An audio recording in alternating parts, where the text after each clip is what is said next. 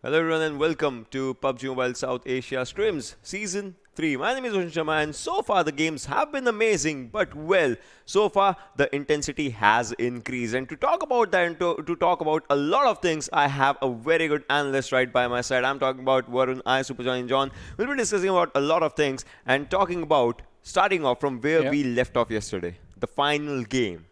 Well, the final game was pretty intense, and the difference between the first and the second position is pretty massive as well. The sad part arises that the team on the first position just has one more game left. And that is going to be a tricky situation to deal with because you play one game and then you're going to be sitting out of the rest of them, and that's going to give the other teams opportunity to climb back and to challenge the position. Also, things get a lot more interesting because there is this one team called Venom Legends who have somehow managed to sneak their way into the top 5, the top 6 with just, I think they were sitting at 10 or 11 games played yesterday by the end of the day. Yeah, they were sitting at 10 or 11 games, but now it comes out, slow and steady wins the race. Yeah. They were slow, but they were steady. They are quite near the final line of the race, but we'll see if that happens today or if that does not happen today, depending on the way the maps will be shuffling up, the way the players will be shuffling up their mentalities. They have to go aggressive, they have to go passive.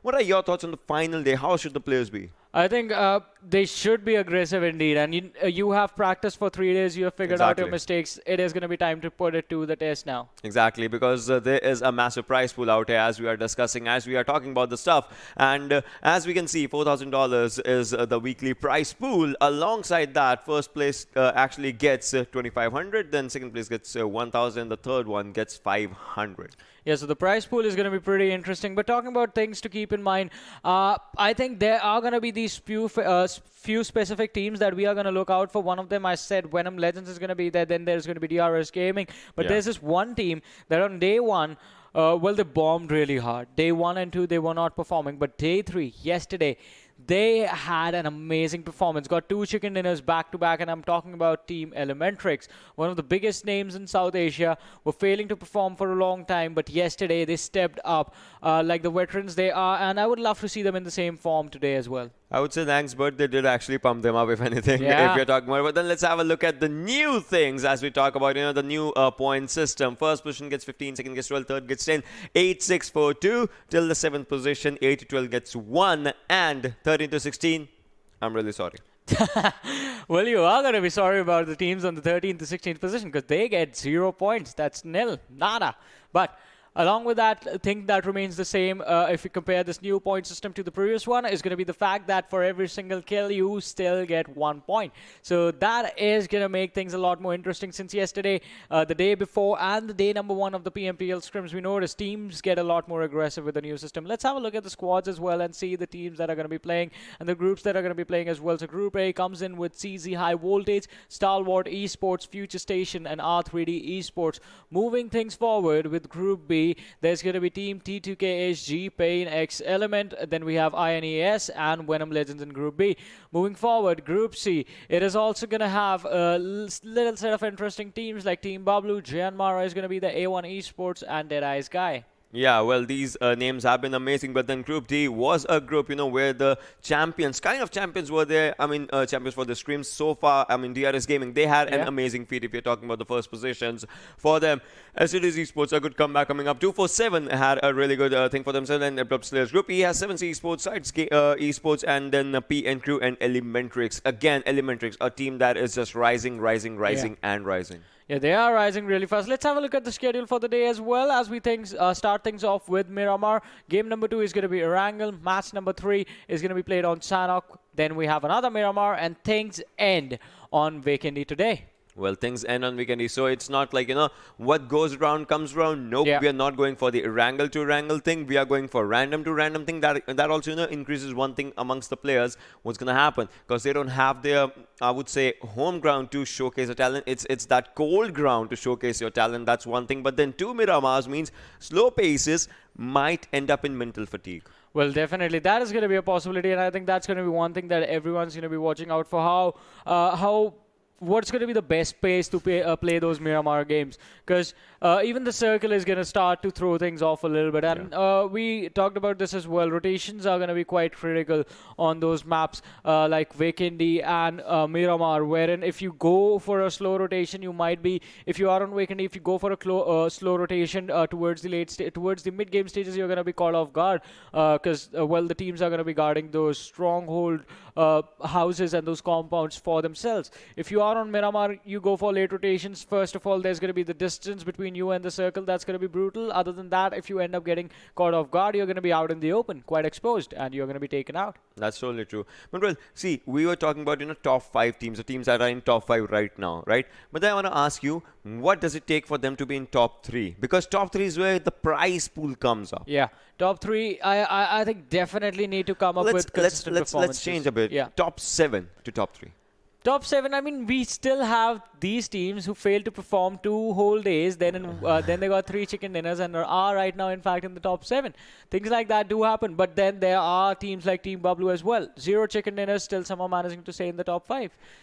Consistency is going to be important. The thing that separates, the thing that makes Team Bablu special is going to be the fact that somehow they've changed their playstyle, and we were quite critical of them, like, all right, this team is really aggressive, why are they slowing down, why are they being a little bit more passive? But that works out. Team without any chicken dinner finishing in the top 5, that's going to be a good thing. If you work on that a little bit, and that is when the team consistently finishes in the top 4, in the top 5. If a team like that somehow manages to figure out how to close out the games and get those chicken dinner performances, they're definitely going to be finishing in the top 3. Yeah, that's totally true. I mean, it's by the end of the day, the most important thing is you have to be in top 3, because if you are there, you're winning the scrims, plus you're winning the mentality as well. Like, you came here for a reason, that is to dominate. Obviously, after this, when PMPL starts, players will be much more ready with a lot of things, because now they kind of will be having a basic idea of 2-3 things. Yeah. They have the basic idea of the point system, the basic idea of how to, see through everything of their opponents, because previously they'll be like, yeah, we need this team's drop location, that team's, but now you had scrims, you have each other's drop locations, you can go on the stream and check it out and all those things. So those things kind of combine, do you think like it will be giving each and every team kind of an advantage?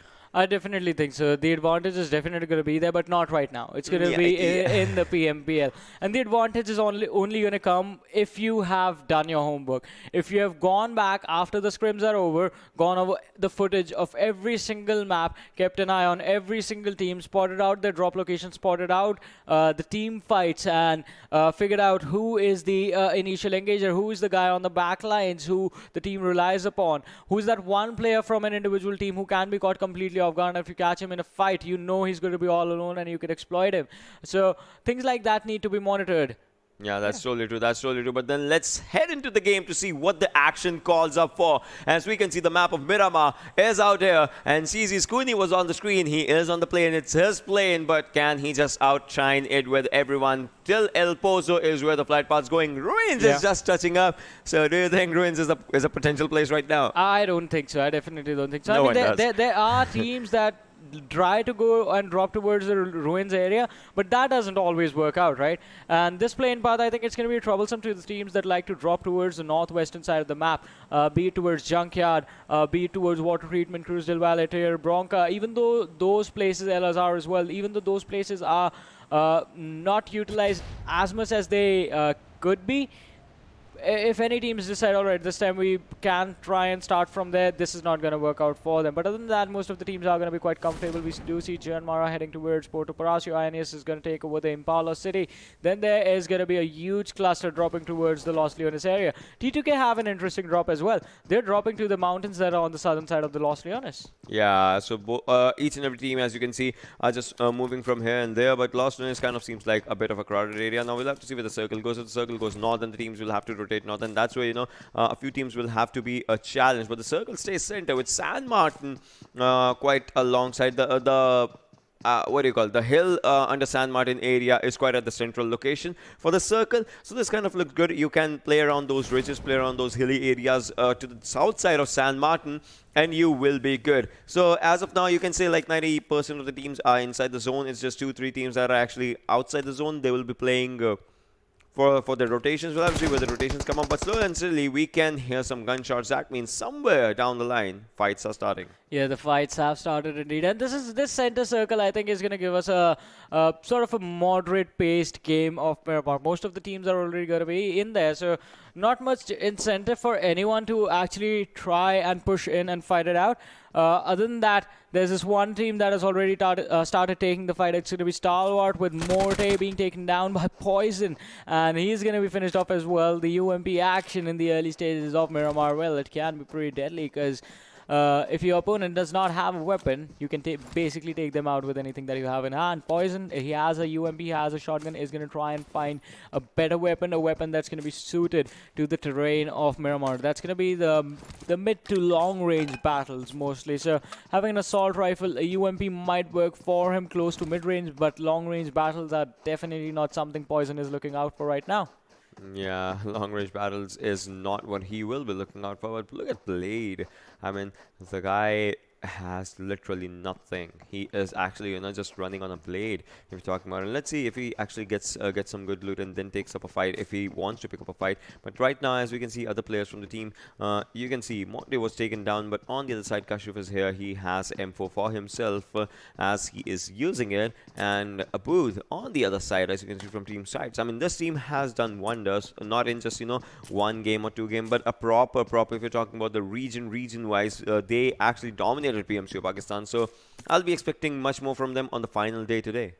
Yeah, definitely. I mean, expectations are definitely going to be there, and Fixes also talked about it yesterday. I mean, champions of PMCO Pakistan, and sites, there are a lot of expectations from the other teams, from the fans as well, from us as well, but they have sort of failed to show up a little bit. There are these few moments of awesomeness from their end, but the consistency is what they are lacking. And that is one thing that, I mean, I'm waiting for the PMPL to actually start, the league to actually get started. Because this was one team that, I mean, you were there as well. You watched the matches as well. Yeah. Neither of us, like the three of us, never saw them coming, and neither did the rest of the teams. They were slow, steady with their growth. That by the time we realized where sites were, they were already sitting within the top 3. Yeah, and that created a lot of difference. Not even just difference, I would say. That kind of created panic among the other teams. That what just happened? How did one team that was not in the books as of now, just rose in China and just headlined the books? I mean, they don't make flashy plays, man. They don't make flashy plays. They aren't. You aren't going to see them. You aren't going to see the individual players go for the clutches. You aren't going to see the team make an aggressive 4v4 push or try and initiate a fight. They go for the textbook play. As you say, the 4 pillars, they land perfectly, they loot perfectly, they don't rush. Well, the 3rd pillar is almost gone, but they survive. I mean, they don't rush, but then if it's a timing, like, if you need to rush just inside the zone, they rush to the zone. They rush to the zone. That's one place where they rush, and they rush it perfectly. Yeah. But FutureStation right now on our screens, Tamim, along with his teammates, quite close by, so they need to figure out a way to step up as well, because we were talking about this yesterday again, that some of the biggest names you've seen in South Asia and in the scrims, I mean, playing together again after a long time inside the scrims, are still trying to figure out who their opponents exactly are and what sort of play style their opponents can bring.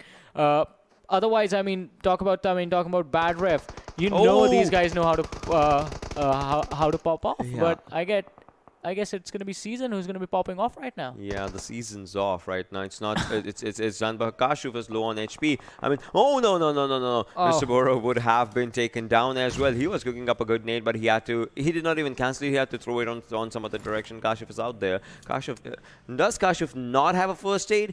I don't know.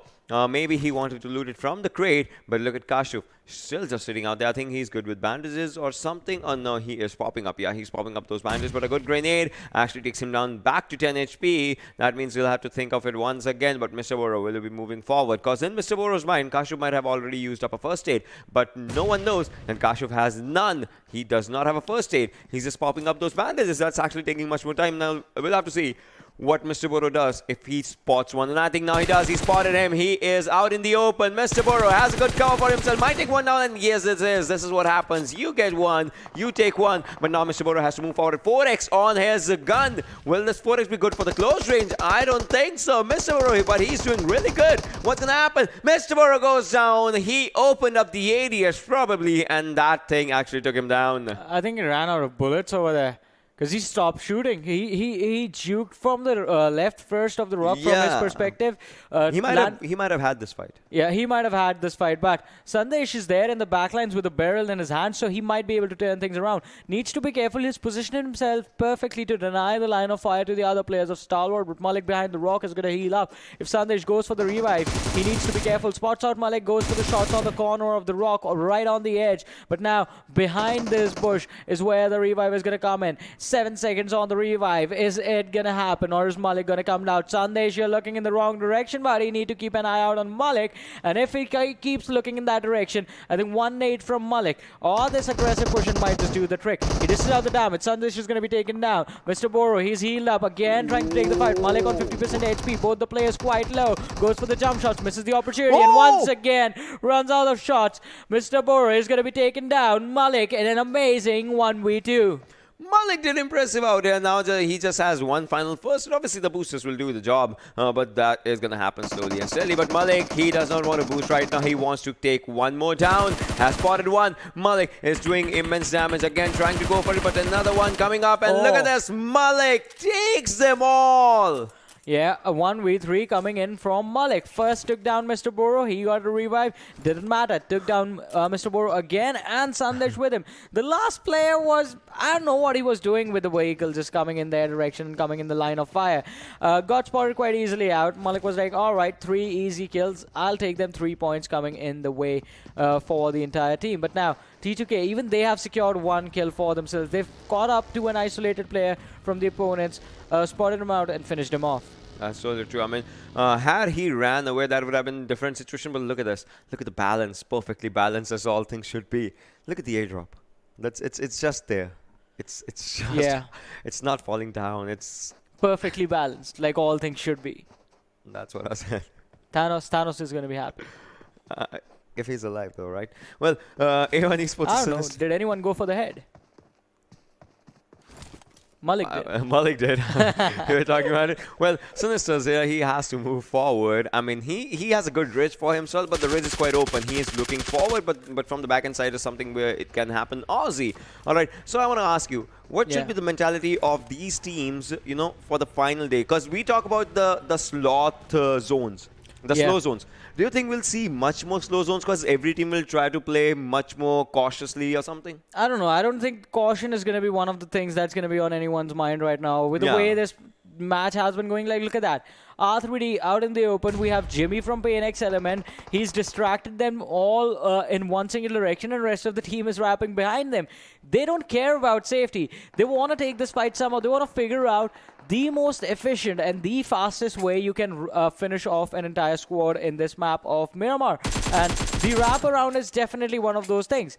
But the disadvantage lies in the fact that if you get third parties, there is not going to be a support. Plus, if the main player who's the focus of attention for your opponents, if he gets taken out, you lose out on that one individual player in just a matter of seconds, and then the fight completely turns around on you. So it's a high risk, high reward situation. But Shaw, his vehicle is going to be blown up. He is still going to survive, barely with any HP. The players of R3D need to step up, and they need to take down one of the players from PAINxELMT. They've taken out Jimmy of the fight based on how low he is. Shaw has healed up to 75% HP again. The smokes are being popped by the players of R3D, but they need to be a little bit more proactive and take on these spread out players of Element.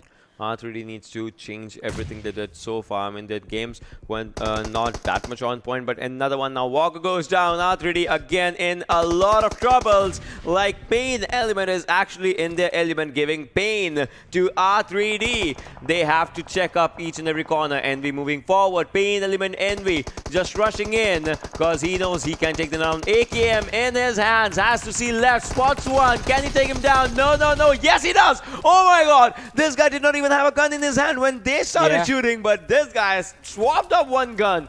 took him down with the help though, but that was amazing. Yeah, that was amazing. Another squad wipe coming in so early on in this matchup. Quite an impressive performance. So R3D have also been taken down on the 15th position. And as you were saying, Envy, he reacted the slowest possible way you could in that fight, and still actually managed to finish them off. And I guess he was just the distraction. His teammates were also firing the shots from the backlines. But now we have high voltage Aussie. They've spotted out one of the squads in front of them. The sad part for them is going to be the fact that they've lost out on the teammate as well. So they're not a 4-man squad anymore. They're a 3-man squad as Cooney has been taken out. Yeah, they are a 3-man squad. I mean, Cooney was taken out in the earlier stages of the game as we speak. Power grid and a powerful gun. Groza. With a powerful mag, I mean, you get 40 instead of 30, so that I would say is a win-win situation alongside the power grid area.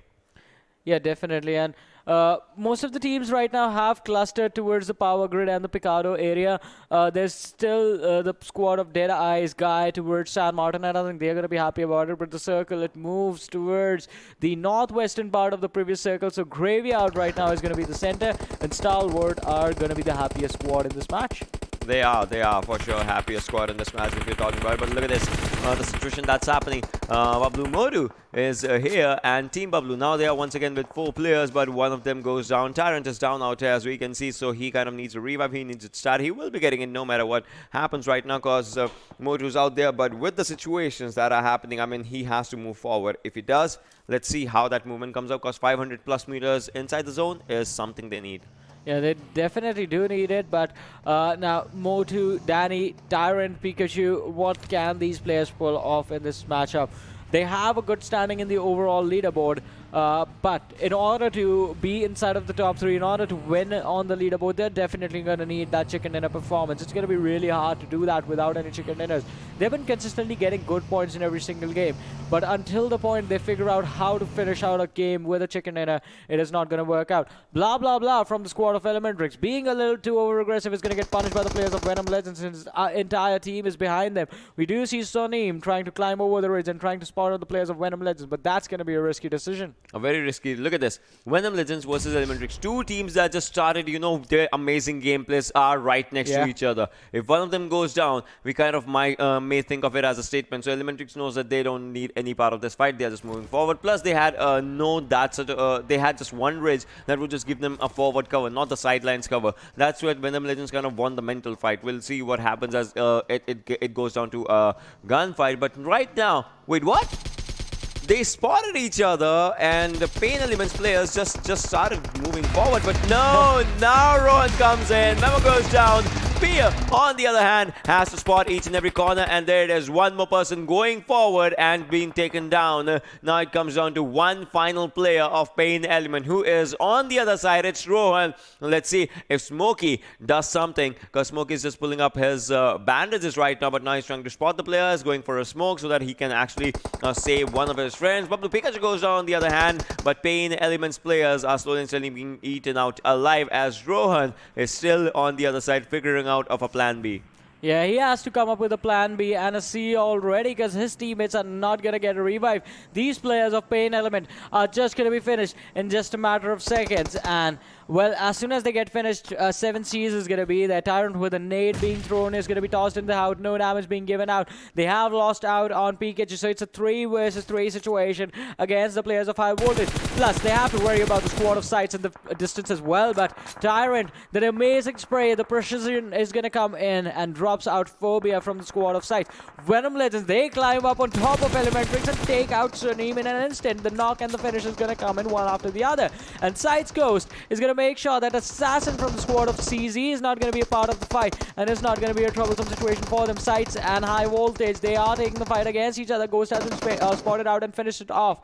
Now it's going to be Razur in a 1 versus 2 situation. Spots out the man climbing the stairs, but is not going to be able to do anything about Aussie, and he is going to be finished off. Now CZ high voltage are left with a 2-man squad in the series, and it is going to be Team Bablu with a 3-man roster that are going to be charging in on them. It is going to be a 2 versus 3 for the retake inside the small 1-story house. They've spotted him out. Tyrant knows the position of Havoc, and Can they go for the finish? I think they could go for Aussie first and then finish off his teammate on the ground floor. They went for it, and now they're just moving forward to it. Oh, there was a gas can. There was a gas can. Boom comes it up. But now, let's see what Moru does, as he has to spot one player. Tyron needs a revive as well. Plus, Tyron did not have a helmet, but, well, he went down by a gas can. Let's see what happens as Aussie's out here. Aussie drops down for himself. Might take one more down. 1 versus 1. 1 versus 1. Aussie, look your right. Watch your right, because there's the player. Let's see what happens as Aussie has 20 bullets. He's moving forward, but on the other side, Team Bablu's players, they also have to look forward for each and everything. Meanwhile, ElementriX gets eliminated as INES takes them down. But no, Aussie, what are you doing? He's confirming kills, but can he confirm this fight for one and forever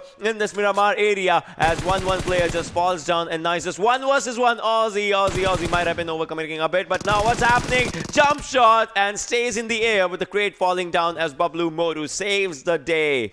Yeah, saves the day, but loses out on one more teammate, so the revive needs to come in now on the other lad, and they need to go for it. In the meanwhile, INES, they take an exit as well. So we are 17 minutes into this game, and already down to 10 teams, 32 players. T2K, they are going to be moving in. It's just 2 more players surviving from the lineup, and that is going to be a troublesome situation. Plus, this bus is smoking, so a few more shots, and this man, Venom from the squad of T2K, is going to be blown up. That's true, and look at this. Some shots did arrive, and there is fire. Fire. There's fire on this van. I mean, the van is literally a hot dog right now. We'll see what happens when they park it up. Bablu Dani, on the other hand, another one bites the dust, so it's down to one final player of Team Bablu who is not looking much strong. Plus, the buggy is being damaged by A1 Esports' Sinister. If you're talking about it, A1 Esports is looking really good. They have 2 kills for themselves, might be taking up more as of now. 4 Circle is out here. It does not feel like it's a slow game right now. Miramar is supposed to be a bit slow, but Miramar, the way these players, these incredible talents are playing it, it's looking like a really, really good game. Hey man, I told you this is not going to be a slow one, especially for the Circle. This is going to be an average game, and this is what an average game of Miramar looks like. You have those fights happening, constantly happening, but the rotations are going to happen on the other few places where the clusters have been emptied out. Right now, FutureStation, Bad Rev has spotted out a few of the players. A1 Esports is down there, and Venom Legends are also going to be in the line of sight. Spots another player, goes for the shots with the 6x, is going to manage to connect onto Tron. Bad Rev getting a knock. Can he get the finish as well? Go for the burst, man. Go for the small burst, and you will be able to get the hit. He has gotten his opponents really low, but isn't going to be able to secure the point and finish him off. So, a good initiation of the fight, but a bad conversion to the finish.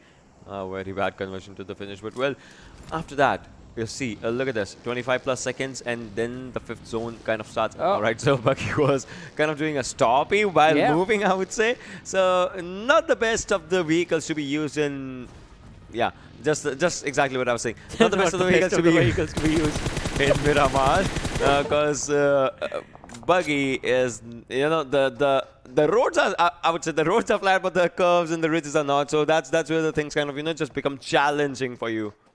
Well, things are always going to be challenging, especially when you're exposed and someone can spot your head out easily. This vehicle can just straight up climb the mountains, you know. We have seen that.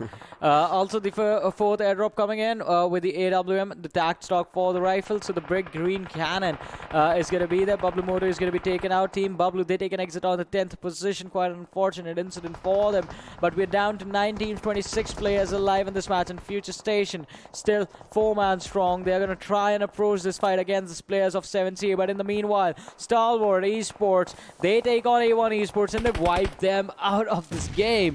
Man, Malik, that man is not stopping. His name is constantly there on the kill feed, some way or the other. Somewhere or the other, that's, well, one of the things. But look at this, T2K gets eliminated as we were discussing the stuff, and we are down to 7 teams, but vehicles are arriving from here to there. FutureStation might be in a bit of trouble. 7Cs might be in a bit of trouble as Memo has been spotted. Memo needs to give them a memo of death as he is doing. Malik takes down one from his own self. Now the total destruction coming up with throwables, as one good throwable might just take down either Tamim or Memo if there is a jump nade. PAINxELMT gets eliminated. We are down to 6 teams already in the 5th zone. Steeljaw, on the other hand, Steeljaw also goes down. Venom Legends gets eliminated. 5 teams. 5th circle already. Yeah, 21 minutes and down to 5 teams, 15 players. on Miramar, out of all things. Imagine that. And we have a Vikendi 2 Ocean. Our expectations are, I mean, my expectations probably no heal really battle good. today. No heal battle. We have not seen a heal battle so far in the scrims. Yeah, that's true. But well, have a look at this. 21 plus minutes into the game. Let's just create that hype because we have the final 5 teams in right in front of us. 14 players alive. FS is looking really good. On the other side, 7Cs. The players needs revive. Memo needs a revive. He's just out there. 44 plus seconds. 44, less than 44 seconds now as we speak. And then they have to move inside the circle. The circle will be acquiring a few teams slowly and steadily as we speak. Now, we'll see how the fight goes. Yeah, we're going to see the fights, in fact, as we do have Samir from VTNxJyanMaara in the distance. We do see him along with the players of Stalwart Esports in front of our eyes, though it's going to be the players of 7Cs. Memo is going to be taken down, and the finish is going to be there for the players of FutureStation. This fight is going to decide who's going to be the winner of this matchup. But how can we ignore the lads who have outperformed everyone else? Look at that DEADEYES guy right behind them in the distance. Oh, Fear is going to take some damage, and he's going to fall down really low, but his teammate is right next to him. He needs to heal up. So the damage, the bullets are coming in from the players of Stalwart. Yeah, but Malik goes down from Stalwart, and another one. Blade goes down this time on top, sir. This time not on top, but still is trying. He's trying to take his van on top of that mini ridge. If you have to talk about it, 12 people remaining. Now the fights become intense because now everything is down to those final movements as the players are moving. Circle's important, but look at this. Where DE is going, STE will be right behind them. They are ramming the vehicle alongside ST. No one knows. No. On the other side, Tamim is taking shots on the players, and on top, sir, goes down thanks to steal shot. Revenge taken 100, but Kashyap on the other hand is trying to steal that kill. Yeah, he's going to try and steal that kill, and he's going to try and secure that point for his team. In the meanwhile, while these two teams fight it out for the control of the circle, the other teams are going to fight it out to see who can actually make it into the circle. Samir from JyanMaara has been spotted out, but 7Cs, it's going to be just the last man for 7Cs. Storm OP surviving. Oh, do not want to position yourself here, buddy, because from the rear, it's going to be the squad of FutureStation who's going to shoot you. You can take the 1v1 against Samir, but you can't take the 1v3 with your back turned towards your opponent. It's very difficult. He has to, look at each and everything because he's the only eye out here. Yeah. It's not like someone is from his team is spectating 3 players or something, or 2 players or something, so that they can see 2 players 2 different directions. But no one will be doing anything now. SMC gets eliminated. But on the other side, Blade is trying to take the place down. Tamim takes down one from STE, but look at this. Malik is going with the nades. Those are looking good. But Shifus, will he be safe? That's a tricky decision out here because FS is right on your nose if you go for it. 4 teams, 9 players, 24 minutes into the game. FutureStation already has this one in the bag. I'm just going to say it now. DE are left with 1 player. Stalwart are left with 1 player. And there's just 1 more player from JyanMaara. FutureStation, they are in a 1 versus 1 versus 1 versus 3 situation.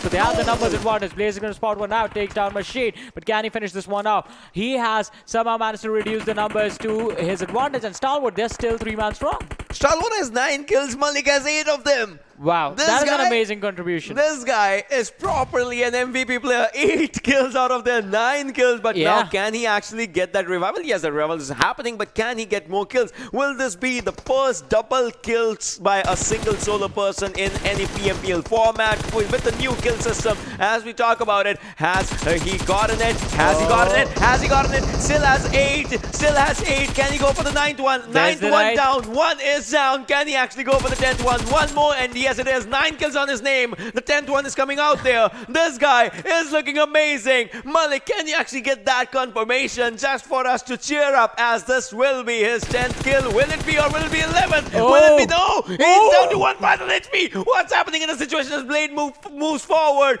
Blade is going up just to get that confirmation for his own teammate, but Blade does not have a helmet. This is a tricky situation. On the other side, Machine has put up a first aid. He is looking really strong. Blade moving left and right, left and right, left and right on 1 area, but can he just get that confirmation? The circle's going to do the job. Will it be the circle or will it be the gunshots? That's going to happen right now as we speak. Blade, he still needs to fire them and still needs to, see his head, but that's not going to happen as Malik gets the 10th for himself. There it is, the double-digit mark being reached. Now it's going to be a 3 versus 1 situation. Samir, he's going to get hunted down. He is going to be finished off, and that is going to be it. Stalwart Esports, an amazing performance. It all started with Malik pulling off a 1 versus 3 for his Esports team in this match on Miramar. And finally, it's going to end in a 3 versus 1 scenario. Yeah. That is poetic, man.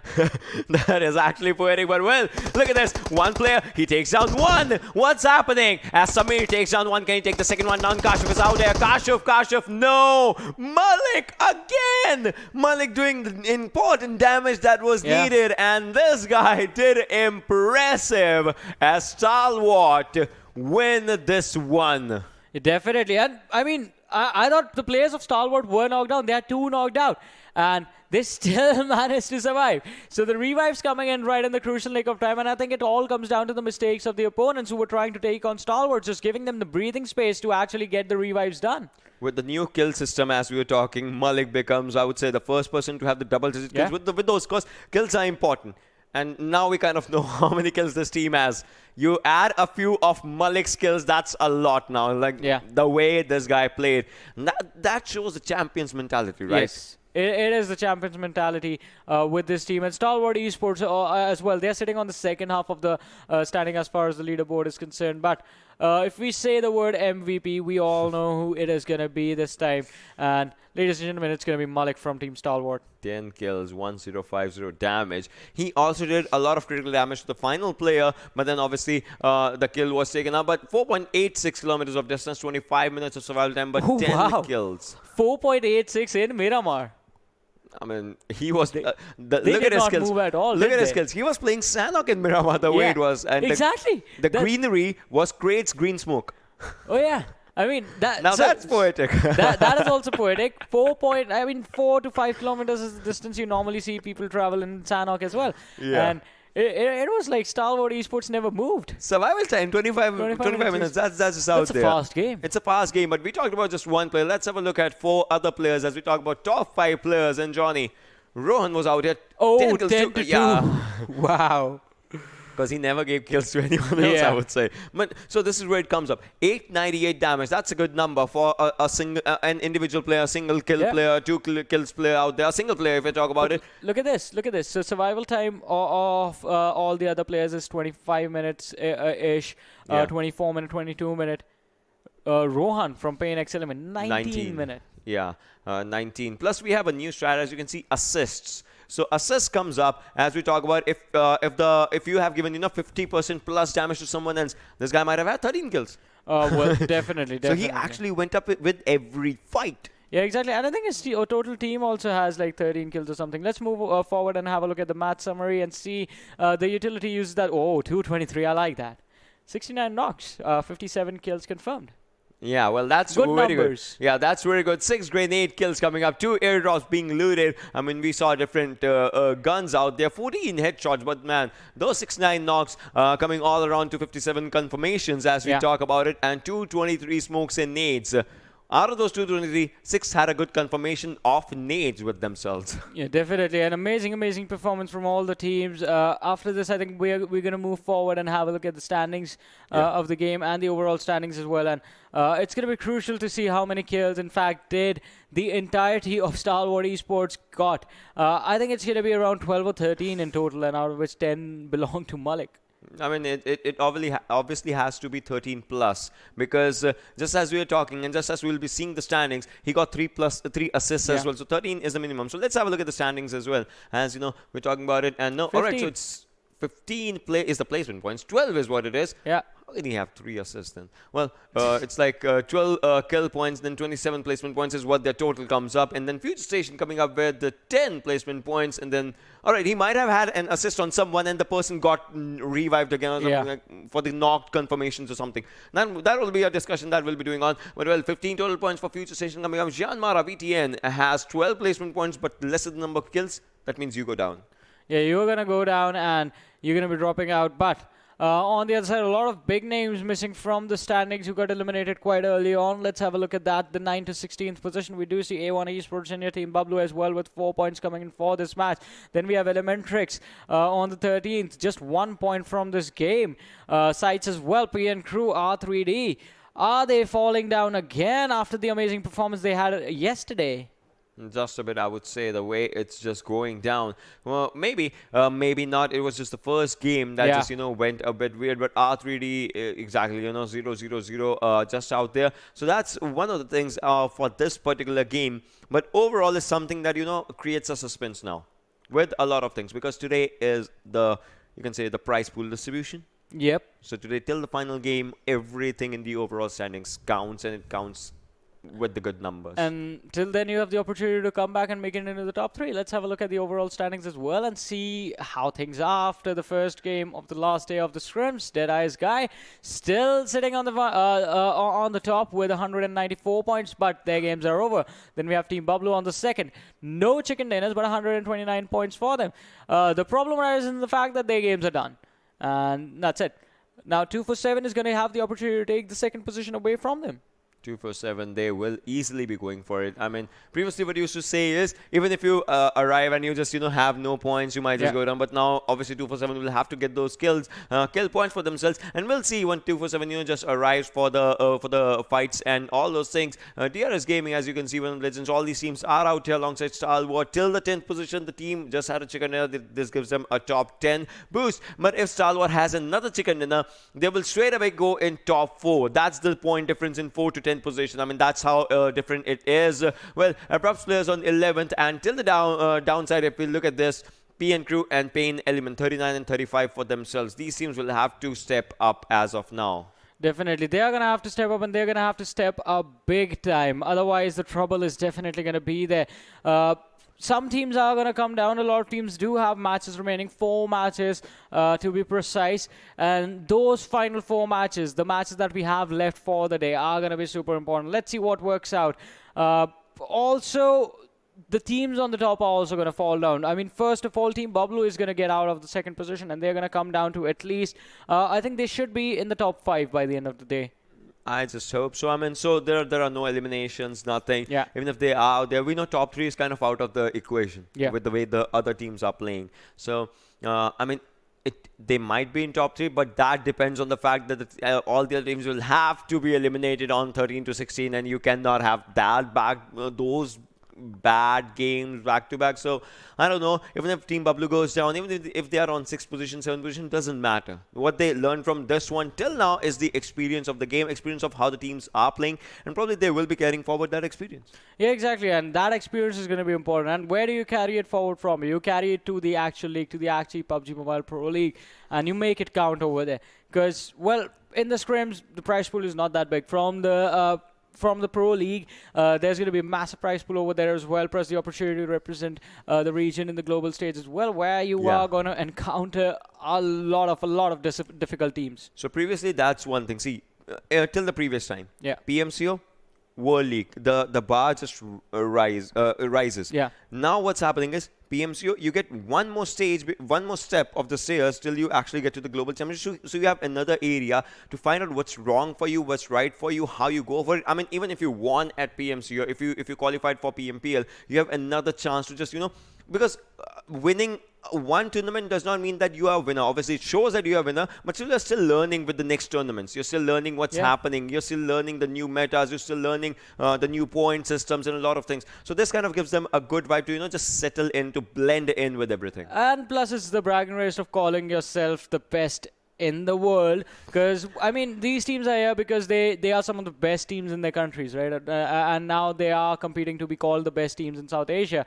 After that is going to be the next step. As you said, now you call yourself the best team in South Asia, and then you go on to fight to call yourself the best team in the world.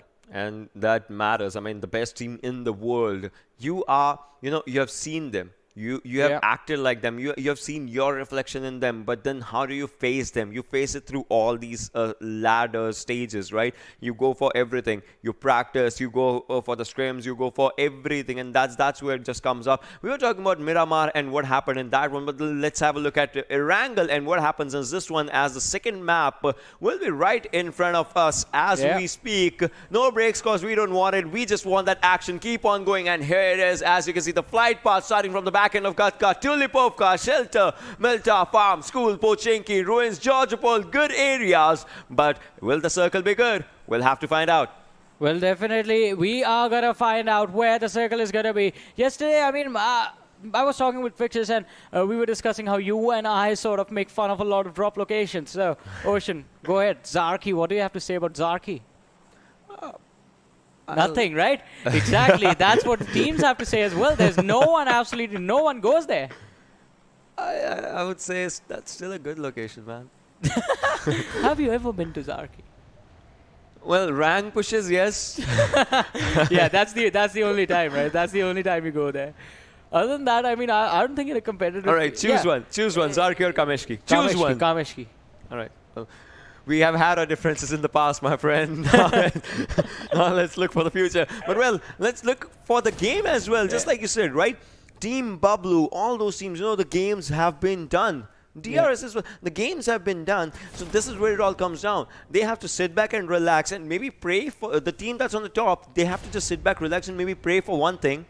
Just someone doesn't take my spot. Someone should not take my spot. Exactly. Someone doesn't take my spot, and especially 247. If 247 continuously mess up, I mean, if the teams in the from the 3rd to the 7th position continuously mess up, and the teams in the bottom actually start to perform, that's the only way the teams at the top retain their position. But 7C's Memo does not have anything. Oh, go in the house, go through the window. He's going to be spotted out, and he's going to be taken out as well.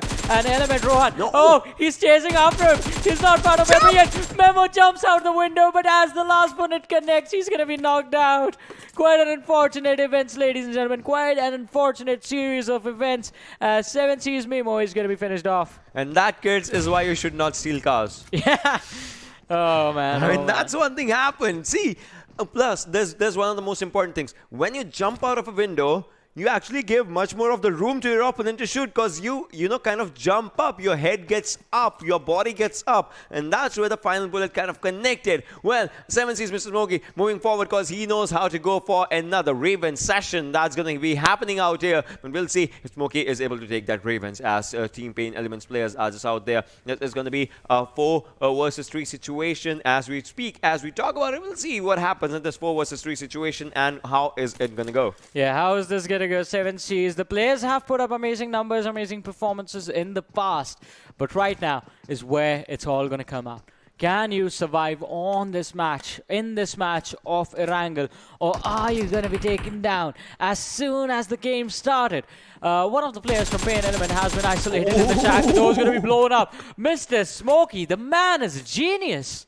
The man is incredible. Like, the way he just, you know, I would say he just took them out with a really good inch. And now we'll have to see what PAINxELMT's other players will be doing. 7Cs, they are looking decent, they are looking good. But what after this one? Dark, just the clock is ticking on Dark. He needs a revival, start. But Jimmy was trying a bit, could not do that much. And Smokey, he does not have a helmet or a vest. Yeah. And still is just moving forward for the fights. Yeah, does not have a helmet, does not have a vest. So it's going to be a high risk, high reward situation. But look at this. Rohan, he has had a helmet on his, on his head, in fact. And is going to look to toss the nade to do, well, disrupt the players of 7Cs, but they have fallen back. They're on the backlines, bro. He tried, I would say. He tried. But, well, in the end, it doesn't even matter. As of now, we'll see if it does, if it does not. But look at this.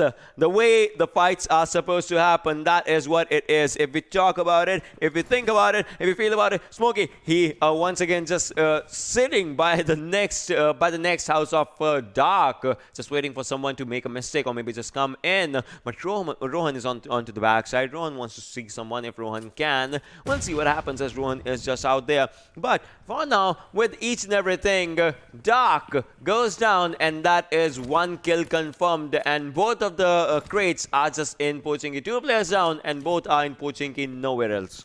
Yeah, both are going to be there. And I think the difficulty arises in the fact that where do you go from here? Both the teams know the positions of their opponent. Both have lost out on 1-1 play. It is a 3 versus 3 situation. And how do you plan to get out? They want to get out, but for that, they have just one US on which everyone's eye is. So that's why they cannot get out. That's the thing. That's the dilemma, right? That's the paradox right here. Who is going to get the US? And it's right in the middle of both the teams. And this is not a chicken dinner fight. This is who will get the US fight. Like, everyone wants to go for the US only. That's the important factor right now. Yeah. I mean, that's where it comes up. Now, Hungrybox is out here. Hungrybox was hungry for the loot, and he just took it. He will be moving forward, but will he be able to? Because now Jimmy has his eye eyes on Hungrybox. I want to see what Jimmy is doing because I don't know. I want to see Jimmy's POV. Can he spot? I don't think so. Jimmy can spot Hungrybox right now because Jimmy is just moving back and forth, as you guys can see, onto the other side. Otherwise, I would have loved to see the fight that would have happened between Jimmy and Hungrybox. Both of them are really good players. They have really good fan base for themselves as well. We'll be seeing how it just comes up, how it just goes up and whatnot. But for now, each and every one of them still at a slow halt for the game. The game is still at a very, very, very slow halt. Well, the game is at a halt right now, but is this going to turn around? We've seen this fight go on for longer than it should have. And, all right, so once again, no one went to Zarki, by the way. But people did go to Kamishka and Stalwart, so there's that. Other than that, SCYTES, they have taken to the farm split. There is the squad of R3D and T2K who are playing on the military island, T2K being on the military base and R3D being on Nova Rep Noi. ElementriX have gone for the usual Ferry Payer Primos drop. Yeah, so you know Stalwart Esports. They used to go to Shelter when they were, playing the World League. Yeah. And the flight path could, with the given flight path, they could have gone to Shelter. Yeah. But now what they choose is a different location. So I would say with the previous chicken dinner, now they're trying to play a bit slow for the start. Yeah. And then maybe they'll go for those rushes and whatnot. So I would say that kind of comes up in their mentality. If that is what their mentality is, I would say it's a good mentality. It's just one thing that they have to take care of, and that is how to get inside the circle and how to get inside the circle with all the players surviving. Yeah, I agree with that. If they can figure out a way to get inside the circle with all the 4 players surviving, and that too, especially if all the 4 players are surviving till the 5th zone, 5th to 6th zone, that gives you such a big boost in those final few fights. But that is going to be quite tricky if you are going to be super late with your rotations, and that is exactly what is happening with them right now. They're quite far behind, still holding inside the blue zone. And when they actually start rotating is going to be pretty crucial, that timing of that rotation. Venom Legends, we've seen them for a long time. This is how they play. This is how they've played in the PMPL South Asia as well. They drop down to Milta, and they are really, really far behind with the rotations. But that actually works out for them. And it works out nicely.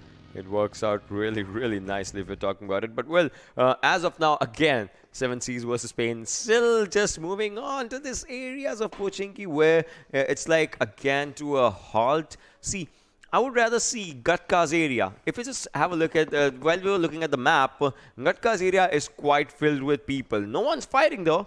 But it's still filled with people, and that kind of creates a lot of distractions for the players, for the teams to just try and rush in if they can, if they get an opening. And look at this, yeah, exactly. Now INES squad, look at this. The area is quite crowded with a few teams, and that too in the open areas. Plus, with the new Erangel 2.0, you have so much of the grass to just lay down to just sit there or something. Look at the Gatka's area.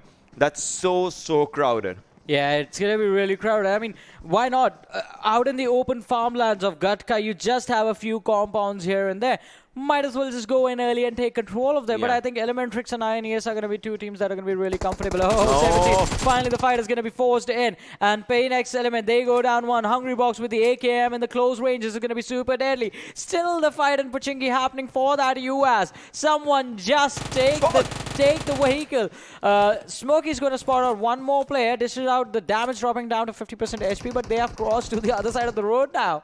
DB28 got a very big buff with this update, and Smokey is going to be using that. Look at that! Oh my god, 7Cs has this fight because PAINxELMT's 1 final player surviving, but for how long? 3-side domination. Now the crate forms up, and this is where PAINxELMT gets eliminated. The first team to get eliminated is PAINxELMT. That was quite unfortunate for the team. I mean, they took a big fight. They took a fight for quite a while out here, and then it all just went down. But 7C, hey! You guys actually got that US.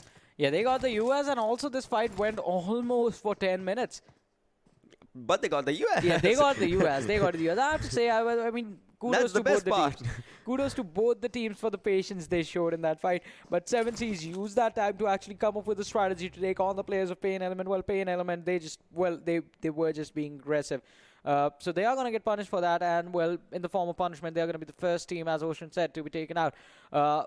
although 7C losing out on one player that early on, especially most of the teams already closing in on towards the Pochinki area, it's going to be quite tricky for them to actually contest any other team if they decide to take over the city. But we have the first airdrop coming in with the MK14 and the tactical stock for the assault rifles, and the level 3 kit is going to be there as well. 247 on our screens right now, ladies and gentlemen. I think some shots are being fired upon them as we do see another team on the minimap right now, right on the northwestern side of the map, if you look, and that team seems like it is going to be closing in, and that is Venom Legends. Venom Legends will be closing in 247.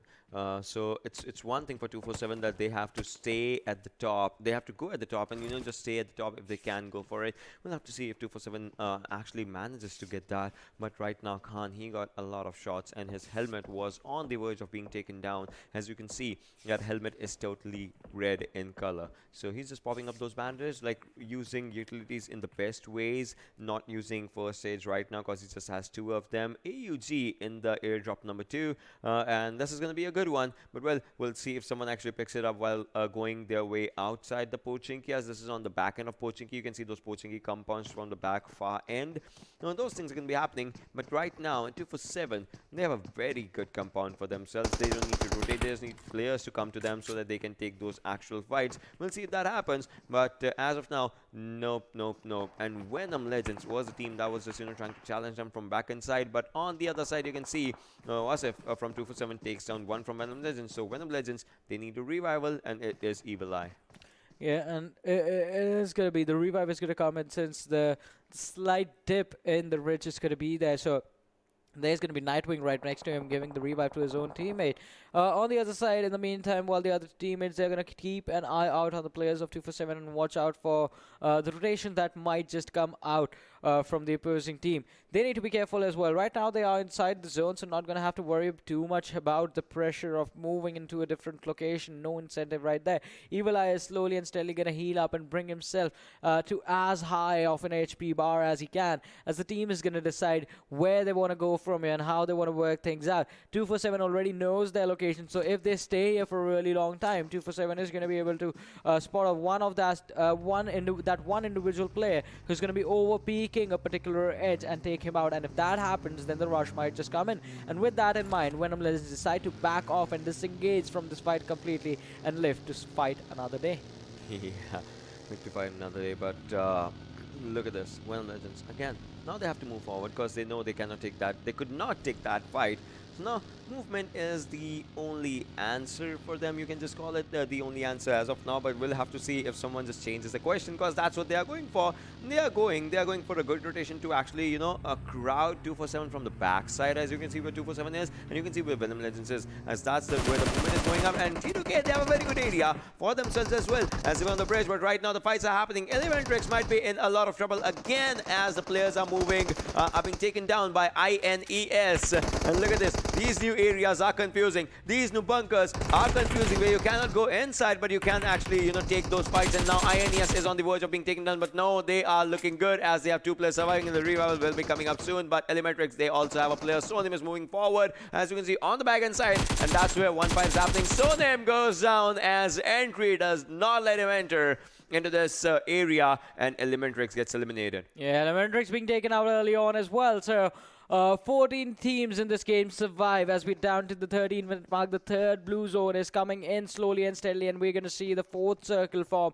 INES, another big name that has fallen off quite hard. So we do need to see if this team is going to perform once they come in into the actually. They're going to have time to study these footages. Oh, DE, they stepped into the crosshairs of INES. It was P and Crew, in fact, I'm sorry. And the fight has been started, but Venom Legends on the other side, they get backstabbed, and P and Crew, all right. So P and Crew has been sandwiched. From one side, it's the team of Abrupt Slayers. From the other side, it's going to be the squad of INES. And after they are done with P and Crew, both these squads are just going to fight amongst themselves. Joker decided it's going to be now, as he spots out the players of INES and starts taking a few shots off his own. But the damage is just not going to be there. All right, finally, Joker connects on Orichi, and Orichi is going to be knocked out. Orichi gets knocked out, but now the revival will be coming up. Those new ridges are helping a lot to the players as we speak. ASL's players, HeavenX, will be sitting in the buggy, I guess, and yes, will be moving a bit forward, not a lot. Obviously, you cannot rush in those open areas. He'll be just just moving a bit forward so that he can get those adequate covers. And Novax again takes down, finishes up one, but R3D anyways goes down. R3D again in the bad situation right now by DRS this time, and Yalson is looking really good as he will try to take another one for himself in the numbers. Has one kill for now, but this guy is a true MVP material. We'll see how that happens, but look at this. He's taking fights on both the edges and is doing amazing. Yeah, he is doing amazing, but one of the players from the squad of DRS has been knocked out. It is going to be Nima, so the revive needs to come in as soon as possible. In the meanwhile, Golson is going to try and spot out his opponents, and it is going to be an interesting situation. If he can take down one of the players from R3D, they might just be in trouble. But in about 40 seconds, both the squads are going to have to move out. The third airdrop comes in with the Groza, the cheek pad for the snipers, and the level 3 kits as well. So, quite an interesting scenario here, as the circle takes a northern shift, and it's going to be in the middle of nowhere. I mean, well, not middle of nowhere, it's the farm split drop that we know of, but still, the middle of nowhere, just a place. Yeah. It's like just a place out there with a place. Like Every you place is cannot just a have place. much more of the covers for yourself. Only covers you'll get is maybe trees and plus these kind of areas if you get for you. And if you have to move, you need to have your vehicles intact. But we'll see what happens after INES actually takes this fight against ASE. 247's Khan also goes down on the other side by Venom Legends. But well, ASE's Solam is just out here, needs to look left and right before crossing this road, the road that's right in front of him, because he has to take both edges for himself. INES's Orichi was out here. Entry needs to put up a first aid. He is using it, and after that we'll be looking for a fight. But now fourth zone closing in. Players are coming from outside the zone, but now Sonam is doing incredible. He goes down, but before that he takes 2 players in his name. INES gets eliminated. Yeah, INES, they're going to be taken out, but it is going to be an interesting situation. So, another team that has been not performing so far, CZxHIGHVOLTAGE, finally on the last day, a few moments of genius coming in. High Voltage taking a fight against the players of T2K. The high ground advantage is going to be able to help them out. The players of T2K, Frankie, the man, the death machine, is the one who is the aggressors for the side. 247 in the meanwhile, the DP action coming in from Rahman is going to make sure that the opponents are not going to be able to fight.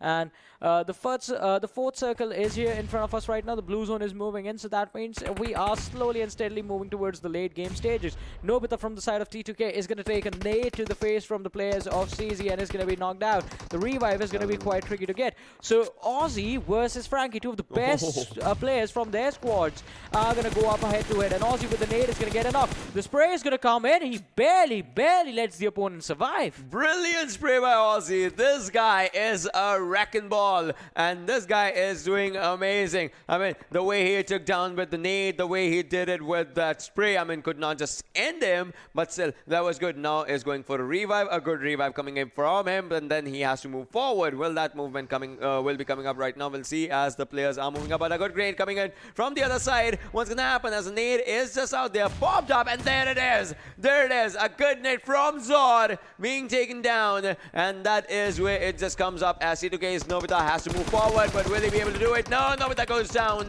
Slow reflexes coming up, but whoa, look at that. Aussie is just sitting right next to that ridge.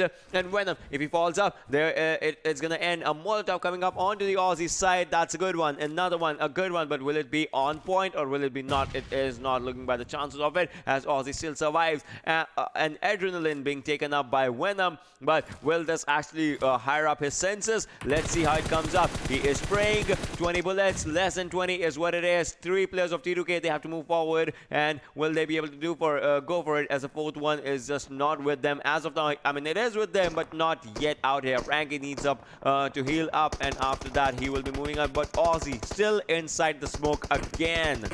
Yes, still hiding inside of the smoke. In the meanwhile, we do see the players of Stalwart taking an exit. Oh, Venom Legends versus 2%, and the fight is still going on. But now, High Voltage, they are going to get charged upon, as Assassin is going to be the first target of the player of T2K. And he drops down one of the players really low. Now, finally, the Slabbins are going to come in. Aussie is still in the backlines, but the backstab is not going to work out. He's trying to get away. He's trying to run away, but finally, he's been spotted out. Goes down the race. The damage is going to be dished out. He's down to 40% HP, and now, finally, Aussie is going to be finished off. And with that, the squad of CZ High Voltage, they have to take an exit on the 12th position. Down to 11 teams, 37 players in this fight. But T2K are in some trouble as well. A backstab right now would be perfect on them. But the zone's backstabbing them. The zone, they were at the edge of the zone. They cannot revive. Will they be able to look at the zone? Look at where they are. Look at how far they have to move. And that's where it all comes up. They are actually so outside the circle. Well, how the tables have turned. The circle is just going to take them out. Well, not all of them. A few players are... I mean, 2 are surviving. Nightwing fell down and knocked himself. That's not a way to go, my friend. If you're going to talk about Mafia Ninjas out here, let's see what the he does and Venom Legends. Oh my god. You need to heal first, mister. Or if anything, just give up a revive. No, you gave up on your teammate. Alright, that worked. Nima's on the other side of this area. We'll see what Nima does. Nima's out in the open, running in the open. Team free will. Is that enough? And actually, that is enough. As he runs away from one area to the other. On the other side, Hanal goes down as 7 sees Mr. Smokey. Takes one for himself. It was just one player of Venom Legends. Nima could have finished that fight and then gone away. The 1 point being given away as well. T2KSG, we saw them. They are going to be taken out as well. The blue zone was just too far away. They were too far away from the zone. Assiduous Esports also take an exit on the 10th position. So 9 teams, 21 players, and it's just 21 minutes inside the match. Look at this, 9 teams, exactly what you said. 21 players, exactly what you said. So the fights are actually happening really fast. And look at this, no, Rahman, that's not where you go. That's not where you go. All right, that's where you can go. He just ran over one, but then he went down. Oh, Sides gets eliminated. But after that, 247, PN Crew, so many teams just saying bye-bye to all of us as we speak. 6 teams. Nectron, he has to actually take up a fight with the circle as he's moving. But can he or can he not? As Joker on the other side takes down one. Stops spraying, goes for a reload. Nectron is a good kill out here. The guys are sitting out there with nothing on his back. Can he just pull off a miracle? Now he's healing himself up, will not be given a chance as the skill actually goes on Nima finally. Well, definitely. Nima finally with his teammates. They are on the edge right now. And look at that. No team is inside the circle. Well, apart from one. We do see one of the squads on the southern edge of the circle. Rest everyone else is on the outer side. And it is going to be this team of Abrupt Slayers. They just have one shack for cover. And that is all going to be it. And the Hawaiian dress on Chari. Look at that. It's going to be spotted out, man. You are not in the right terrain for that. Well, the vehicle is going to be blown up, so no escape routes available right now. Are going to have to utilize a lot of smokes to actually be able to rotate or move around in this final fight. 5 teams, 15 players. Alright, so they have 12 bullets in the SLR, still not reloading. That's one thing I was thinking about. Well, we'll have to see what these 5 players, 5 teams actually do in these situations. MNX, again, just, trying to spot them if he can. 23 minutes on the clock as of now. Joker, again, trying to spot the players. Joker did impressive with his sprays previously. Again, was trying to go for some shots. Shari as well. This game kind of looks like ASL's game because they have no one behind them. They have each and every team right in front of them. Plus, they have a proper car cover. Plus, they have a proper that area for them. So if someone gets knocked, he can just get inside just to get a proper revive or something. We'll see how this thing just turns up as 6th zone is moving up slowly and steadily. And Joker takes down Steel Shot. Well, that is going to be an unfortunate event, but look at that. Abrupt Slayers already 8 kills secured, 8 points secured inside of the top 5 as well. R3D is going to be the next target. Noah with the tap shots blindly is going to get a few knocks. R3D Esports, they take an exit. DRS in an amazing form again. They were, I think, desperately waiting to step back into the arena. Mafia Ninja, while running away, is going to be taken down. That means DRS are going to be just one man strong. FutureStation, they get taken out, and the DRS, they are going to be out of this game as well. No, Golden still surviving. The last man, oh, now he gets finished. Down to 2 teams in this final fight. Abrupt Slayers versus the players of 7 Seas. ASL, once again, they were looking really confident as they had a proper area for themselves. This was predicted previously, just as we were discussing. ASL might just win this one. They have good number of kills for themselves. Will this be Abrupt Slayers' game, or will 7C do everything? A 4 versus 3 situation, and you cannot rule out the guy who actually took 5 kills. Fear is still alive. Hungry Box is hungry. Smokey became MVP yesterday. Let's see if he can do the same today. There's an airdrop right between them. That pink smoke just rising up as we speak.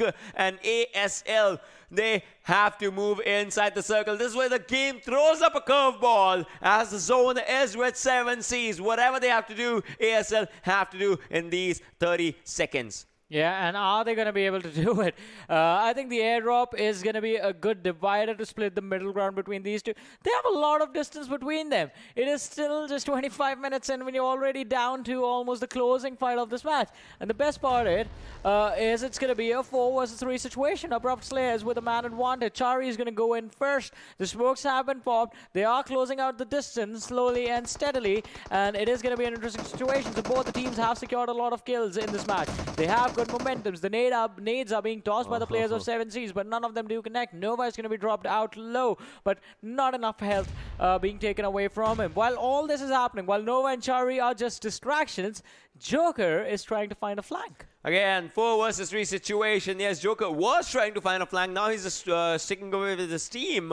I don't know if that's a strategy as of now, or is Joker being acted as a bait in the situation. They just need to find out where the shots are coming from. But Novak takes down one. Hungry Box has been taken down. A 4 versus 2. Joker is moving forward. Novak spotted one, spotted the second one. Oh my god, this is looking bad as Joker takes down Mr. Smokey. One final player surviving in the situations as ASL is looking already confident, but it's fear, but he has to fear as ASL gets this one for themselves. Yeah, being there with the numbers advantage is not going to work out. ASL, the perfect strategy being executed.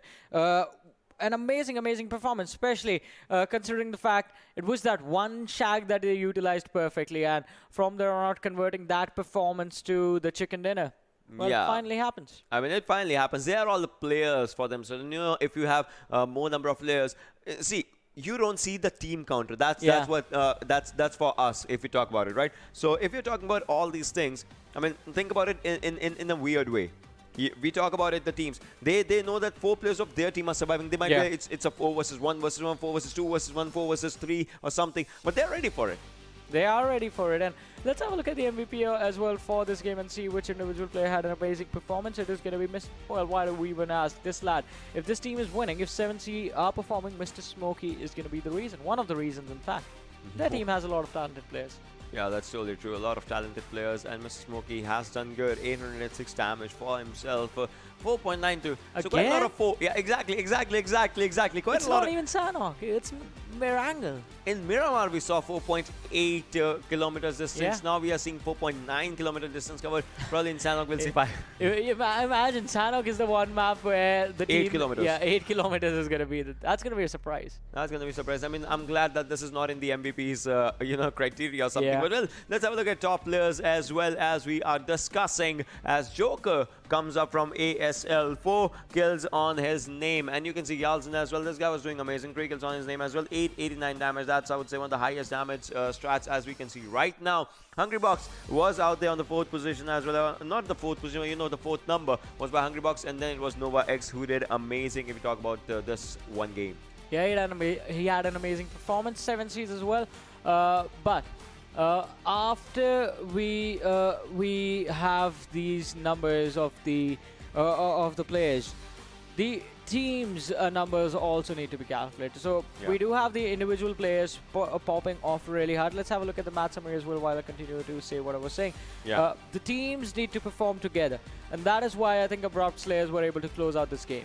We saw vehicle kill. The first fight happened with the vehicle steal, and Rahman was the one that who actually had a vehicle kill. The guy was just driving, and then he stopped the brakes. He was like, "Did I fall on something?" Then there was he shouldn't have stopped, because that's why he got knocked out and finished off. Also, one guy just jumped out of a UL's driving really fast. Nightwing. That was Nightwing, and well, he got finished over there as well. But 59 total kills, 64 knocks, good conversion, 4 grenade kills, 148 smokes and nade used. A little under average, but hey, it works.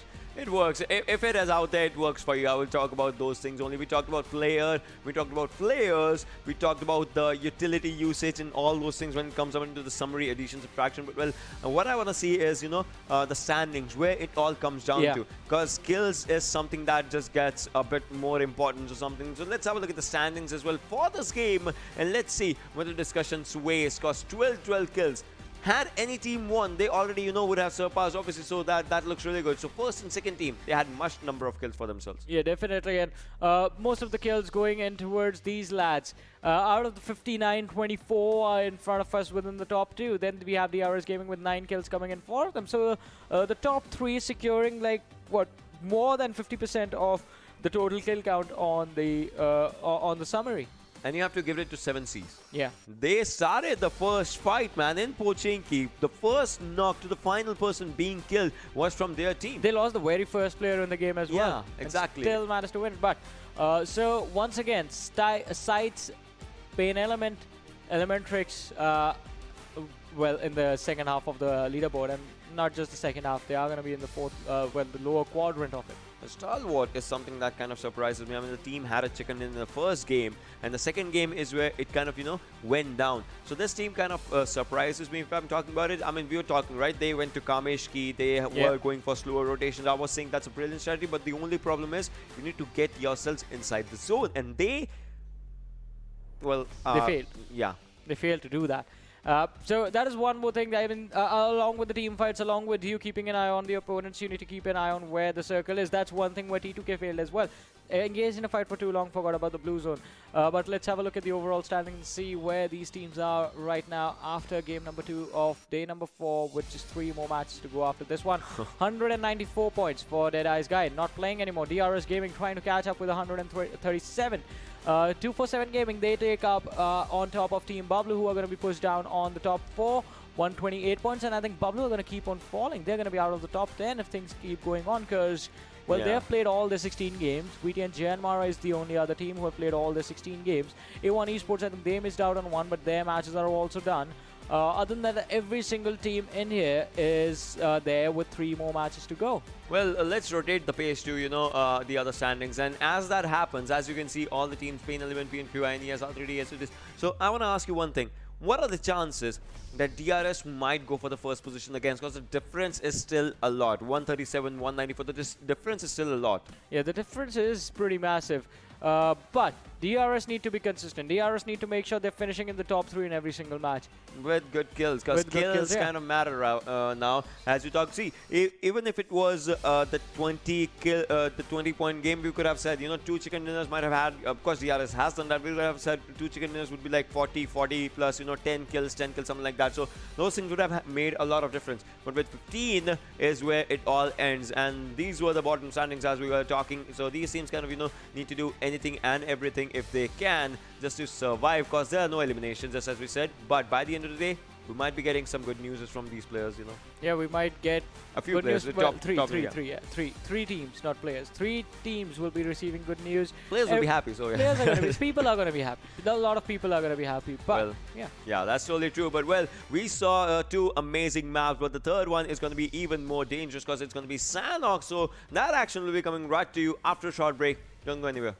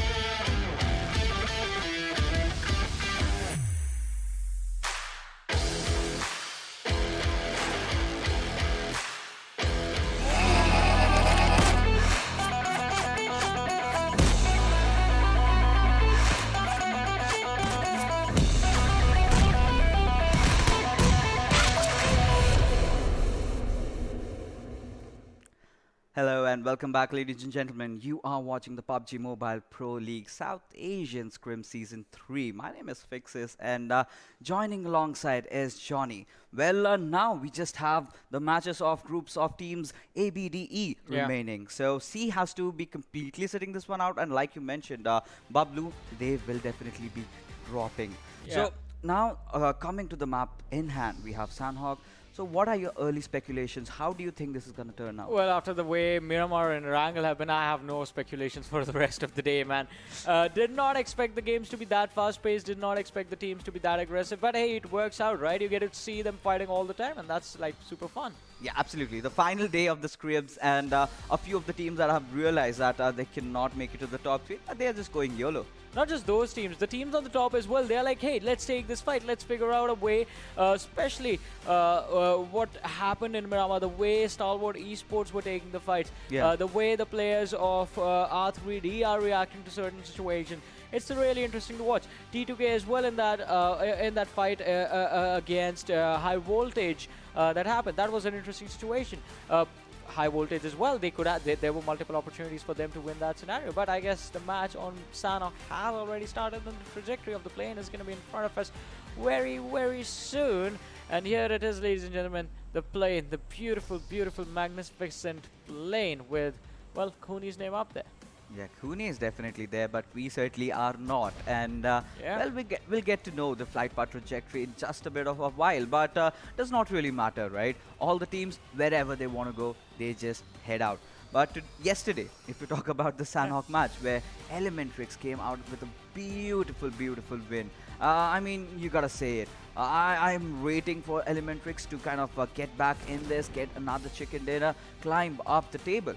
But Code Zero, well, they are taking the plunge. Yeah, they are taking the plunge right now, and on the other side, I think this is the northern trajectory, right? This is a trajectory towards the northern side. We do see the players dropping down towards, Camp Charlie right now, and it is going to be an interesting situation to see where the teams are going to be able to fight out. R3D is Zeo on our screens, and gets QBZ, gets an SMG as well, so perfect loadout right from the get-go. Yeah, absolutely. Now, one thing with Sanhok that we do know is that you can get your guns really, really easily. All you have to do is get inside one small compound. There will be some other gun waiting for you. But one thing that you really do not get is much of those utilities, those smokes, those grenades that become very, very essential when you're taking those final circle fights. But talking about team sides, well, what we have seen from today so far is that, the players, they really, the Pakistani teams, in fact, have finally stepped up in the final day. And team sides, they are having a rather very, very good time looting around.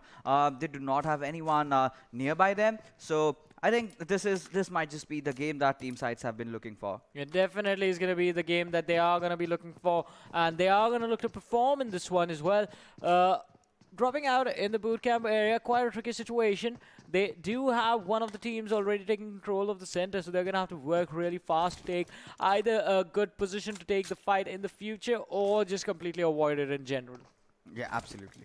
Now, talking about team sides, well, they're taking their own sweet time, getting whatever they want, and Beryl has been a kind of a choice amongst all these teams, all these players opting for it, giving that beautiful, beautiful fast rate of fire, and along with it comes the damage that you get from 7.62 chambered weapons. But Tomigan, I feel bad about it. I mean, the way he just ignored it and went on, that hurt. Yeah, that.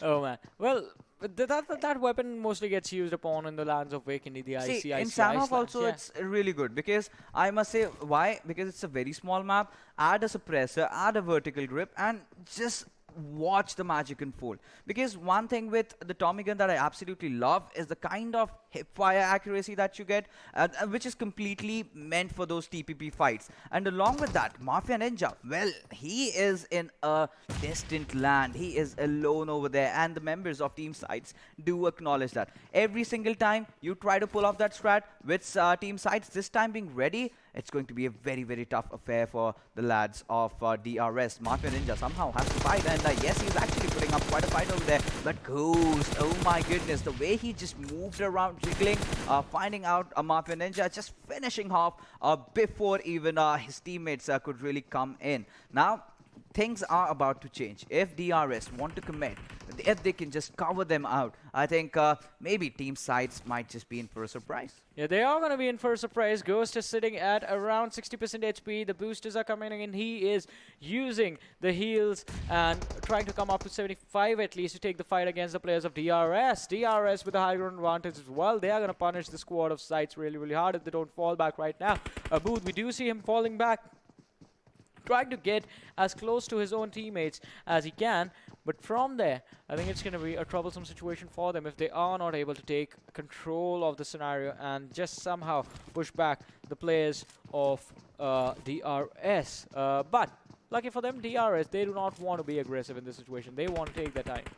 Yeah, they're taking their own sweet time, and it's completely understandable. But now that Team SCYTES are inside that compound, they kind of expose themselves to getting surrounded. Now, if DRS kind of try to surround them, then they can easily just take them down. But by the looks of it, I believe the players of DRS have kind of backed off, kind of thinking about the game, in hand right now. They are playing the long game. They know that they might just go in, and there are high chances that they will get eliminated. So they're not risking it. They're playing it safe. But talking about drops, the first airdrop has come in, M249 being used out there. 556, 100 bullets over there, extended mag, and level 3 helmet and vest. We are quite aware of it. Alongside that, we have a level 3 backpack as well. So we'll have to see who yields that machine gun and who wreaks havoc in the valleys of Sanhok. Yeah, who is going to wreak havoc? So we finally have the view of the circle in front of us, and we're going to see how things turn out for them. We're going to see how the teams are going to plan to rotate. So far on the Cap Alpha Island, there's just one team. It's Stalwart Esports. Quite different from yesterday when you were, and I casted the matches on Sanhok. This time around, there's one team on Tatmog, that's Venom Legends, quite close to the circle. The circle is split on all the 3 islands.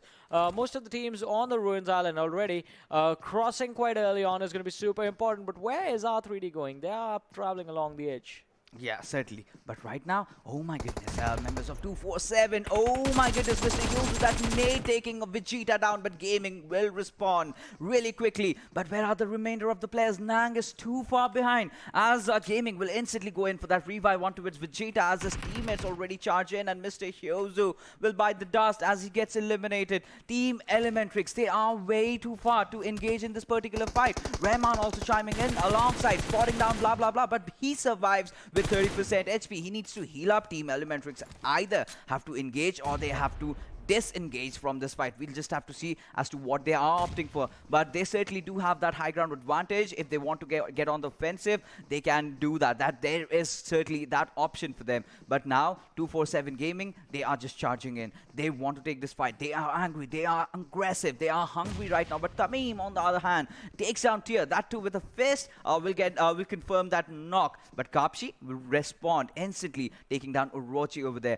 But now, let's see what is going to happen. Well, Nang's position has been compromised. Rahman has spotted him out, blah, blah, blah, still inside the compound. He is, Rahman is breaking down all those doors out there, but Kapshi barely with any HP. How does he go in onto it? Yashiro has already started cooking up a nade. That's going to be really, really deadly. Yeah, that is going to be super deadly, and it's going to be super important for them to actually try and take this fight. ElementriX Nang is going to be finished off in just a matter of seconds, and there it is, 2 for 7. They do not want to give him an opportunity to come back and try and create chaos.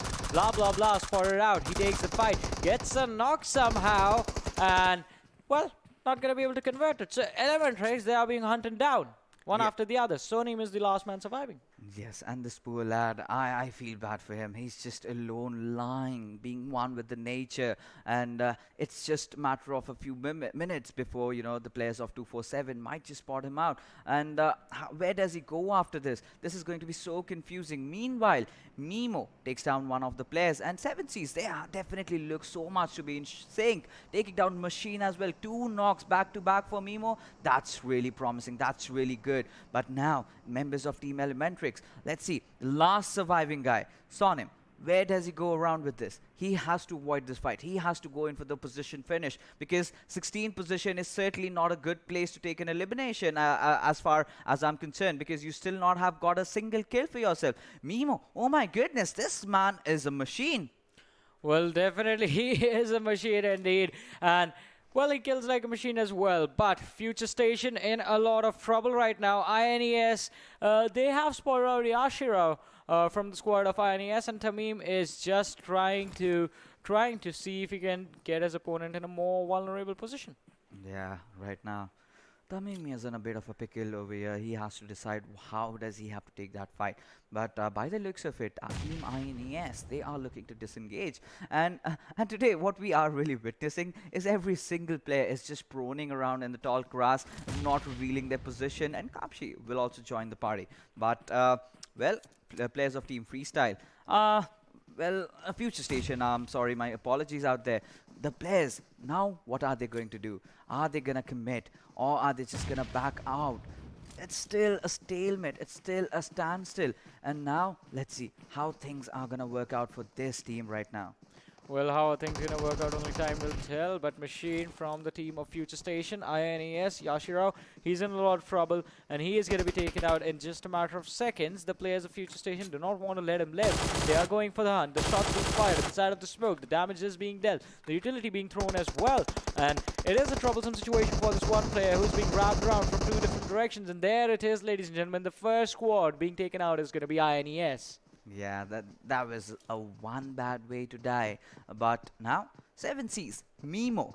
So this lad, he's gotten 3 knocks that I saw, but none of them could have been converted into kills. So that must have hurt him definitely. But still, with the kind of knocks he's getting lately, he certainly looks really well prepared for the PMPL.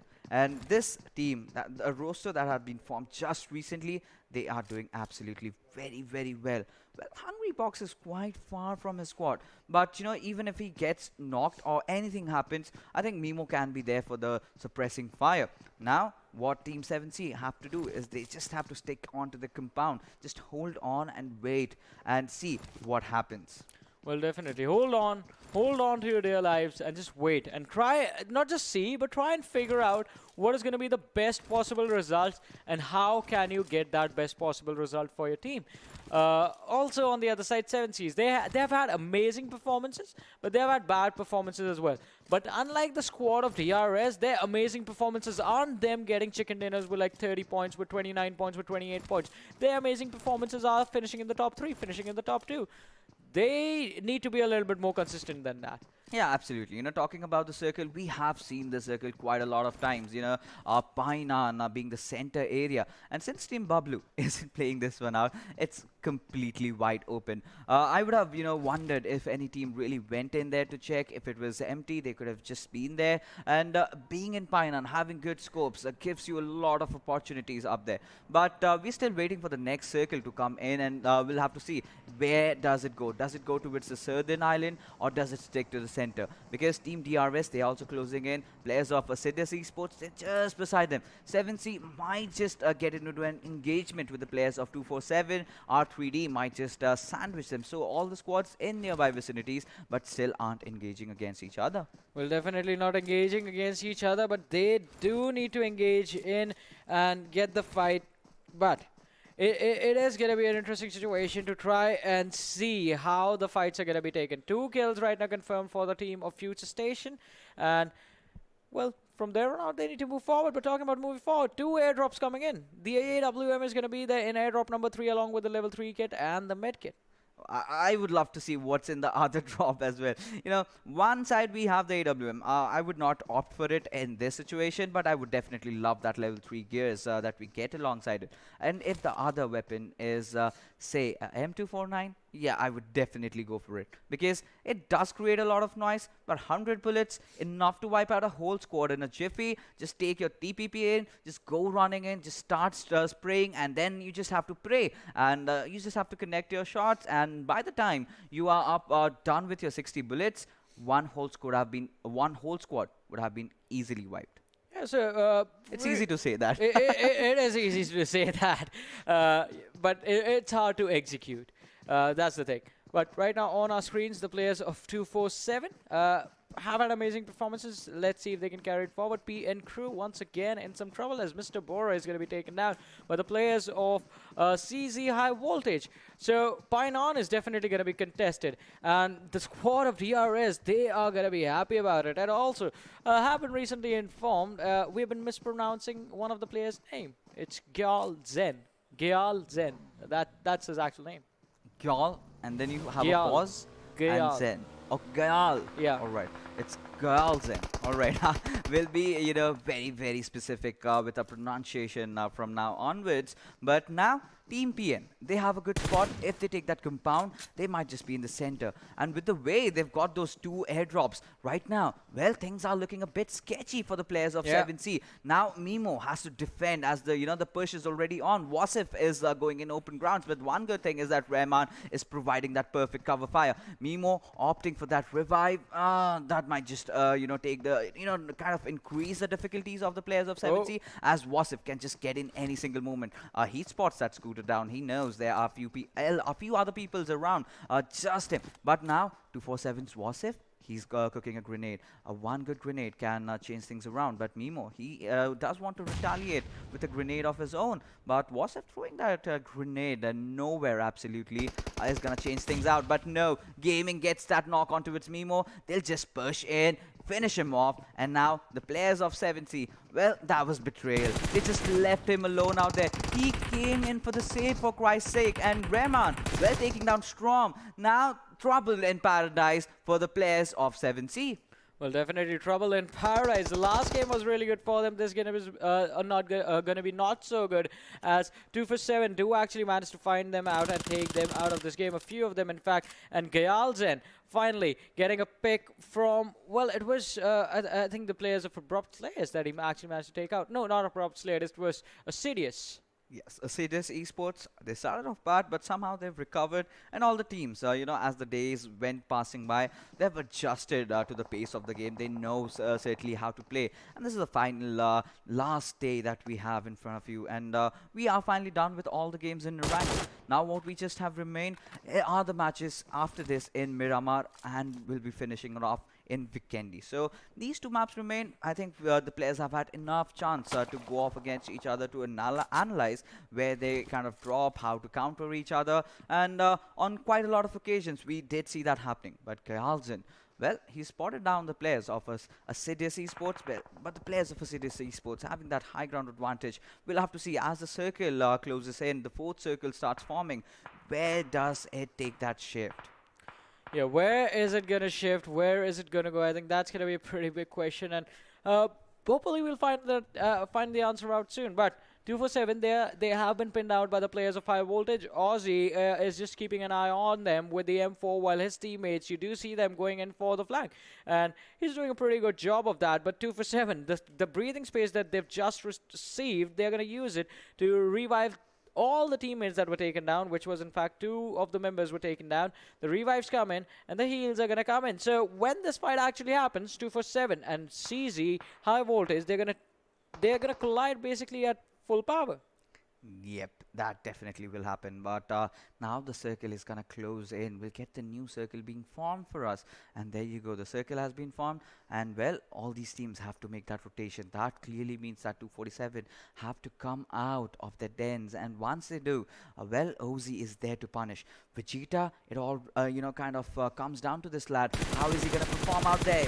Well, he was too much in the open and he gets punished. And Code Zero, well, they've kind of surrounded the players. But, they've got one of their players down as well. But at the same time, they might just get third parties at the players of FutureStation have also chimed in to join in the fight. Havoc getting that one beautiful knock onto its Gaming, who went in for his teammate. But, well, indeed, they will be falling down. And now, well, 247. They have been wiped out, but now they have to be very, very cautious of the players of FutureStation. If they might just close in, then that must mean trouble. But no, instead, they'll be going in for the revive, and they do not have much time as 5 seconds remain, and they have to travel 489 meters inside the circle.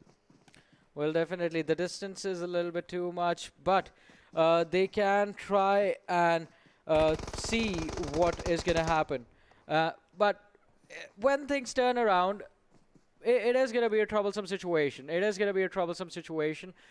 We do have the players of Venom on our screens, DRS right below them, and there's another team right behind them. So they have the high ground, but they've somehow managed to pin themselves down in the middle of two different squads and get sandwiched. Yes. And there's another squad, T2K. Yes, there's another squad. And, you know, sitting at the outpost comes with its own set of pros and cons. You get a lot of vision, but once you are revealed, once your location is revealed, teammates, you know, your opponents kind of pin down their crosshairs on you. Just the moment you just peek out, you get headshotted, or someone just, if it's a player in the nearby vicinity, will just lob a grenade onto you. So, well, let's see what happens to the players right now. But in the meanwhile, Team T2K, SG, they are kind of edge camping. They have spotted down the players. PAINxELMT, Rohan. He has been spotted by Venom. Any single moment he comes out in the open, he might just get taken down. But in the meanwhile, Walker will be dishing out a lot of bullets and will be taking down Ozzy. But Evil Eye will get that revive very, very fast. But I don't think the players of Team SCYTES will want to get away from their cover, would want to engage with the players. But right now, Venom Legends, they have utilized enough smokes going in for the revive, have certainly gone for that. But now the first aid will definitely come in onto its Evil Eye. So he'll be back on full HP very soon. But Team ElementriX has saw him. The last player surviving, he is holding on. Somehow, he still remains alive. But if he goes down right now, that would mean nothing because he'll just get 0 points. Oh, the burst shots from Venom do actually connect on his opponents. Oh boy. It is going to be a tough situation since the blue zone is actually taking out a lot of players out in the open. Down to 12 team, 37 players still alive. R3D in some trouble as the players of PN Crew actually start taking them out. And FutureStation are going to be backstabbed as well. We do see Venom Legends charging in upon them. And it's just one player from the side of FutureStation that's left standing. A troublesome situation and a really difficult fight arrives in his face. And he is going to be finished off. So Tamim, the last player, he is going to be taken out. And in fact, it was Karpshi, the last player. He was finished off by Shoykot. So we're down to 11 teams now, 33 players in this match. Yeah, absolutely. Now, the way the circle has taken that shift, almost 50% of it being inside the waters. And now, Team Stalwarts, they somehow have to get in. And I don't think there is any chance on earth that they can, you know, survive till long because Abrupt Slayers, look at them. They've got their eyes pinned down on that entire squad and they are the only squad right now who are inside the circle. Meanwhile, Hungry Box will be taking down Poison and will just instantly finish him off as the players of PN try to get in. Sandesh does have that M249. If he just peeks out, then he's gonna do so much. It was Rafat who actually got the finish. I'm sorry, it was my bad. But coming back to the fight, 7Cs, they have pinned down Sandesh. And alright, so my question to you is going to be the fact that PN Crew, we have seen them perform and have really good team fights. But this time around in the scrims, every single fight that they have, it seems like it is always someone or the other of the players who's always caught off guard and is going to be caught in a really bad position and finished off. Right now, this one is going to be Sandesh. He does has his teammate behind them, but it's that open distance that's going to give him the trouble. Plus, the teammates are inside the water and they are swimming towards him. Whoa, that was a very nice knock. Oh, yeah. And now 7C's Hungry Box. He is in a whole world of trouble. What just happened to Sandesh? He just was jumping and just got taken down in the blink of an eye. But Anubis from the behinds will spot down Hungry Box. And Team R3D somehow managed to survive. Caesar or Mr. Boro was there. And he will be saving Sandesh up. Now he's got just 20 seconds to give that revive and get inside the circle. He's just barely just beside him. 4 teams remain. 11 players still surviving. Team PN Crew. This might just be the match that they were searching for. They will be looting all those crates out there, will be getting those smokes, but no, rather opting to take down the players of Venom Legends. Now, Mr. Bolo has spotted down Nightwing, and in the right nick of time, Nightwing gets into cover. Yeah, he's going to get into cover, but Mr. Bora is going to be in a bad situation as he's on the low ground. Sandesh is right behind him, but it's just a 2-player squad that remains. Venom Legends as well. Just the 2 players on the high ground are going to have the advantage. So we are all of an instant down to 4 teams, 11 players in this fight. 5 kills have already been confirmed by the players of PN Crew. But can they close out this game with the chicken dinner with just a 2-man squad? That's going to be impressive. But if you look at the map, you are going to notice that most of the teams have already taken particular edges of this circle. Nightwing is going to be spotted out. Mr. Boro goes for the instant finish with the M4 in his hand, and perfect spray is being connected. That's going to leave Evil Eye, the sole survivor for his team. The squad of Sights, you do see them in the distance, and the squad of Abrupt Slayers right on the flank. Joker is going to get a kill secured for him, and Venom Evil Eye with a nade is going to take down Razor from the squad of Sights. Abood is going to be there as well as the last player left standing for his team, and it's going to be the high ground that protects them. Evil Eye needs to be careful. One good nade and he's going to be finished, so he needs to heal up, and he needs to heal up fast. Why was he using bandages? I guess nobody's going to ask him the same question with the bullets in his gun. I mean, he's been shut down right now. I believe, in these late game situations, you do not tend to have a lot of first hits until and unless you get those loots. He was the last player surviving. He did whatever he could. But, well, Nuba spotting down Abood will instantly take him down. And the players of Abrupt Slayers have spotted down Sondesh. And he was in the no man's land. What was he doing? Soma out in the open as Abrupt Slayers take that high ground advantage. And Mr. Boro, well, it's just seconds before he gets wiped away, but he is still trying to put up a fight. But that would not be enough as the Abrupt Slayers managed to get a winner chicken dinner for themselves in the rainforest of Sanhok. And well, with that being said, as we finally come down to our last two maps, we are seeing quite a paradigm shift over here. The paradigm is definitely shifting. I mean, the teams on the top were done with their games. I think that's the reason. And you need to make sure, I think had they managed to cross the 200-point mark, then they would have been secure. But I still think Deadeye's guy on the first position is going to be pretty much... that's where they are going to be aiming for. DRS Gaming coming in as well. They've sort of lost the momentum that they actually managed to gain within the first 2 days of the scrims. Yeah, absolutely. And, the curse of 3 chicken dinners still continues. Yeah. And Abrupt Slayers, talking about this entire map, how it panned out, they dropped off in boot camp, just on those warehouses, and they did not move at all.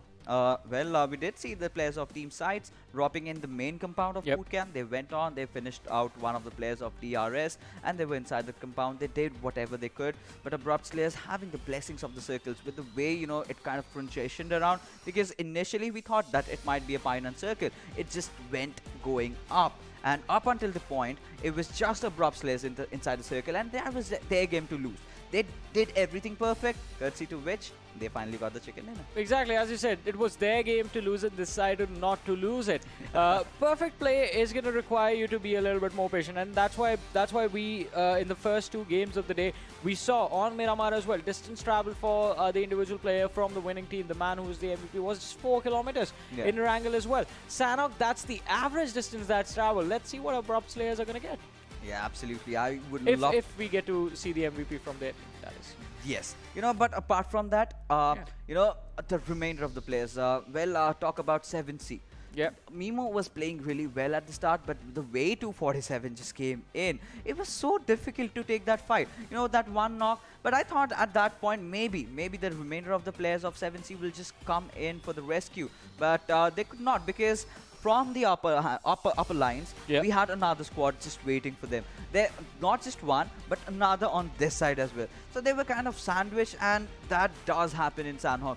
You need to know that every single time you're engaging in a fight, you have to watch out every single corner. No matter, even if you take down the squad that's in front of you, the squad that you're focusing on, some or the other creepy bugger will just take you down. Completely agree with that. I mean, this is that one map, along with Vikendi, where you definitely know there's going to be someone close by. Vikendi, it's because most of the fights happen during the last few minutes of the match. I mean, post 22 minutes, post 23 minutes is when major fights take place. In Sanhok, it's because the map is so small and the locations are really close to each other. So because of that, if you are taking a shot, if you are fighting one team, and if it ends up being an extended fight, a lot of people are going to close by, and they are going to start to target you while you are already engaged and while you are distracted. So you need to be careful about that. And as you said, need to keep your eyes everywhere. Yeah, absolutely. I've always been saying this one thing about Sanhok. Every single time you engage, make sure you finish the fight in those 30 seconds. Because if you do not do that, some or the other team is definitely going to capitalize. Because that also comes down to the new points distribution table that we have. Kills being prioritized, even the placement points kind of being reduced for a few of the teams. They will definitely be hungry for the kills. And this exact thing we'll get to see in the PMPL as well. I think 30 seconds is a little harsh, man. That's going to be a I mean, on the safer side. That's going to be a completely one-sided fight, a 30-second fight. At least take a minute and a half or 2 minutes. No, that's too much. That's too much, Johnny. We had a 10-minute fight in the match before this. I think a minute and a half is fair enough, dude. No, but, if you are in the open and you're engaging, if you then don't get done within 30 seconds. Out in the open, if you have cover, 60 take your own seconds is like, 60 seconds is max. 60 seconds is it's too max, much. Max. Okay. Let's just be, be Let's out in the open, max 60 seconds. Yes, 60 seconds. All, not yours, not mine. 45 seconds. Let's, just finish it. But that's out in the open, completely exposed. Yes, completely exposed. If you have compounds, then 2 minutes at least. Yeah, take your own sweet time. As long as you're in the circle, nobody really cares. If you are having the blessings of the zone, then it's absolutely right. You don't have to get out. If you have the blessings of the zone, don't fight at all. Just take the blessings and chill. Yeah, but we've seen on numerous accounts that a few teams kind of tend to come in top 3, but they just have those 1 or 2 kills, and eventually those teams that have come 7th or 8th with say around 8-9 kills easily tussle them over. So these are the things. They were not huge drastic changes. By the looks of it, when you take a look at the points distribution table, yeah, it's okay, it's doable. But once the numbers keep coming in, once we get to see the numbers, we see such massive differences, and that is the reason why the players, like Ocean said, he's been having a chit chat with all these players over Instagram, and they say it's so tough to kind of adjust and adapt. And I think the scrims coming in at this time, that was the perfect time to test out and all your strats, all your skills. What are you doing wrong? Let's talk about team SCYTES. This is a team that in PMC of Pakistan, we knew this was a very good team. But what about the strategies? They kind of go in for the placement points. But they did realize that this is not going to work out for them. And now they're trying to change things around. They are still, focusing on this position. But still, whenever they get those fights, they are actually committing. Well, I agree with you. I mean, once you start adding up the numbers and once the number of games reaches a certain point, that those 5 points that have been reduced for the chicken dinner team, they start to make an impact. I mean, imagine this. So 20 points earlier, you get 10 chicken dinners. That was 200 points, right? In 10 games, that was 200 points. Right now, take 5 points away from every single match. 50 points are going to be reduced to 150. So that 50-point impact is what you need to cover up with kills in every single match. Yes, you need a lot of kills basically. Just you need to get 10 kills in every single game to cover it up. Yes, maybe maybe get even more. But right now, let's take a look at the MVP of this particular game. Coming back to Sanhok, and who do you think should be the MVP of this one? Oh, that's going to be a tough one. Let's just see for ourselves. Let's just see. Oh, okay, it's Rafat. Yeah, the person whose name I messed up once. But Rafat from Venom Legends having an amazing performance and 6 kills, 21 minutes survival time. So I think 4-kilometer distance travel is definitely what our MVPs are doing today. But I like the damage as well. 420. Yeah, the lucky number, the golden number. Yeah, a few people love. But now I want to take a look at the top players. Not only Rafat, there have been a few other players that have really stepped up. And well, you can never rule out the winners of this game. And Nova was certainly over there. Look at Frankie, 600 damage, just 3 kills. Yes, 600 damage, 3 kills. It's looking good. So the hype that had been created around this player has not yet gone. It has not fizzled out just right now. Joker, he's doing good. But Captain, I'm still missing on that lad. Sandesh is also there, 3 kills and 572 damage. That's really good. 4 assists. So, he might be, wondering, guys, don't stop, stealing my kills. Yeah, and I think Rafat was taken out quite early. Yeah, 2 minutes before that final fight happened, and it was his teammates Nightmare and Evil Eye, I think, who were Evil Eye survived till the end. They survived till the end. So this guy becoming the MVP, that's an impressive performance. Kills plus damage, an amazing performance. Let's have a look at the match summary as well and see the utility uses the conversion ratio for the entire game. So wow, 62 knocks, 57 kills, but yeah. 80 smokes and nades. That's average, I think, for Sanhok. You know, provided the... No, it's definitely not average. I must tell you why. Because with the way the circle transitioned around and with the way it took those curveballs, I expected a lot of players to be actually using the smokes and grenades. So they either did not loot or they did not really use. All the time relying on your frag potential on those assault rifles, that's certainly not the way it's supposed to be done. 3 airdrops being looted, quite a ballsy move, alright? So, but now, I want to see, and when we go into Miramar, what is going to happen? How are the teams going to play? Because that's going to be a complete different map with a complete different approach. Well, definitely. Let's have a look at the standings for this matchup and see how things are going to go and how many points the teams have gotten in total. Abrupt Slayers, they have 25 points from this match. PN Crew coming in with the 18-point mark. But Venom Legends, they are on the 3rd position. 9 kills coming in. Yeah, absolutely. 9 kills coming in as we move further. Well, Abrupt Slayers 10 kills, that definitely will be helping them out. But certain teams, they are looking really shabby today. INES, ElementriX, not even getting 1 kill, 0 points out of this entire game. That definitely is gonna hurt them. But Code Zero High Voltage, just those 5 points out, and 4 kills definitely helping them. So this is where, you know, the numbers game come in, right? The more kills you have, that's really gonna help you out. Yeah, definitely. But ElementriX again in the bottom quarter. That's quite unfortunate for them today. Yes. ElementriX, like I said, you know, I wanted them to play like they were playing yesterday, man. Come on, bring in those back-to-back chicken dinners. Where are they? Yeah, absolutely. But right now, what we are going to do is throw for a small little break. And when we come back, we will have the action coming in right for you guys on Miramar. Well, yeah, there's no break. Well, there's no break, and let's just head into the action. Yeah, so, I mean, it is started already, and it is going to be the matchup on Miramar with the trajectory right in front of us. And we're going to figure out how things work around and how things are going to go about in this matchup. Well, absolutely. But for that, we need the trajectory in front of us as well. Yes. Which is not there. Yeah, I'm just waiting out, and, tough times, I must say, Johnny. Well, the players of Code Zero High Voltage, Kuni.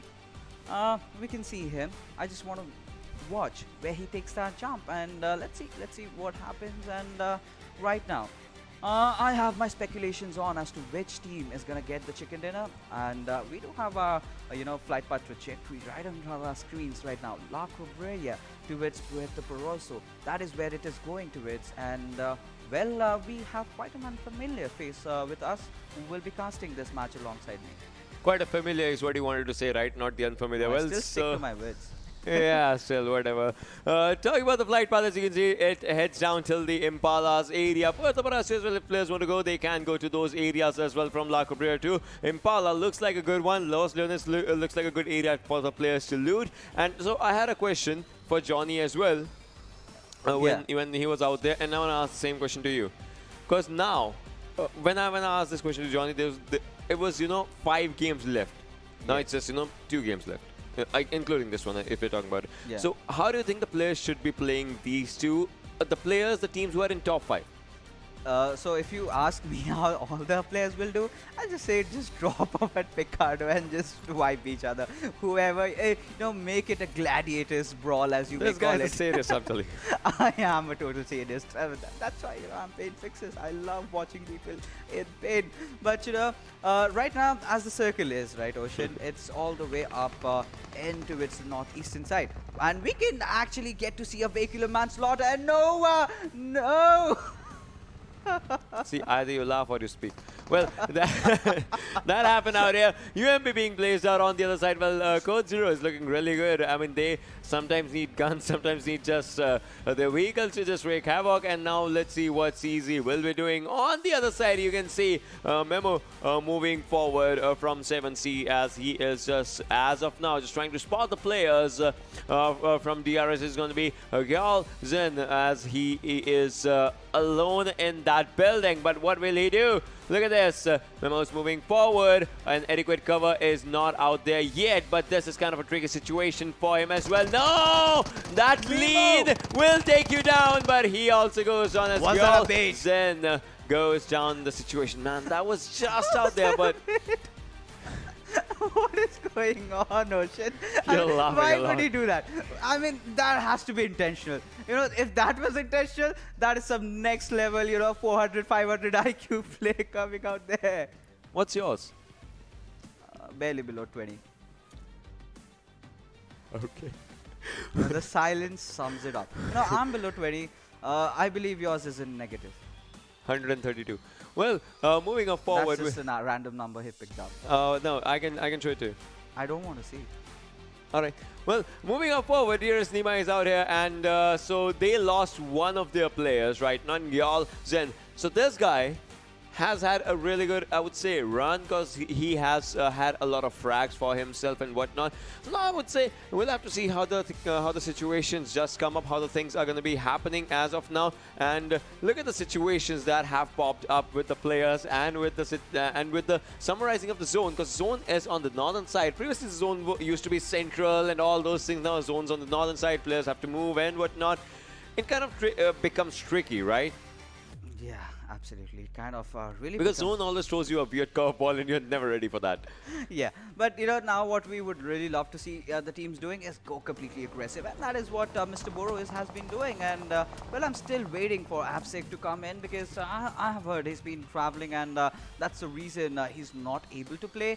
And once, you know, he comes in and chimes along with his squad, I think that would be a really, really good outing. But with that being said, you know, every single coin has two sides, right? It can go either ways. Either he'll be a surprising element, or else, you know, lacking the practice going against the Pakistani teams, he might just, you know, shatter away. But poison. What? Why would you do that? And he, alright, I get it. PAINxELMT, that was a very good spray, but then the knock came out because he just jumped out of his own vehicle, man. That should not have happened. He was just, I would say, barely surviving on 10 HP. Who told you a joke, man? You're still laughing. Come on, share it with the whole class so that we all can laugh. Yeah, I'm just looking at your face. That pretty much sums it up. But now, Dark. Okay. Well, I would not be offended because that's solely true. Well, PAINxELMT Dark, he's going to go for a revive, and that revive is going to be coming in. Yes, the revive is out here. So, talking about the areas, this movement was happening on Sun. What? Oh my God! No! They are going for the sprays again. No! Alright, so now they are looking for someone. No, that's PN Crew, and that's different. So now he just turned around, almost shot down his teammate, then he realized, okay, I have to take down Malik over there from Team Stalwarts. But him being inside that small little tiny shack, what are your probabilities that he's going to survive? Do the quick math. If there are nades, then, you know, he's not going to survive at all. If they're coming one by one, then obviously he can take those players, because Malik was an MVP, I would say, in the first game, and that was the Miramar as well. What I would have suggested Team PN do that, take that bike, just ram it, and the other player providing cover fire, that would have pretty much made it up. But now, Malik, he is being surrounded by the players of PN right now. He'll be going out, no, that grenade. Alright, so it's a saving grace for him. The players of Stalwarts have to come in really fast, but Sandesh, he's also present out there. And now, Sandesh needs to be taken down for, you know, the Stalwarts to kind of even the leveling field.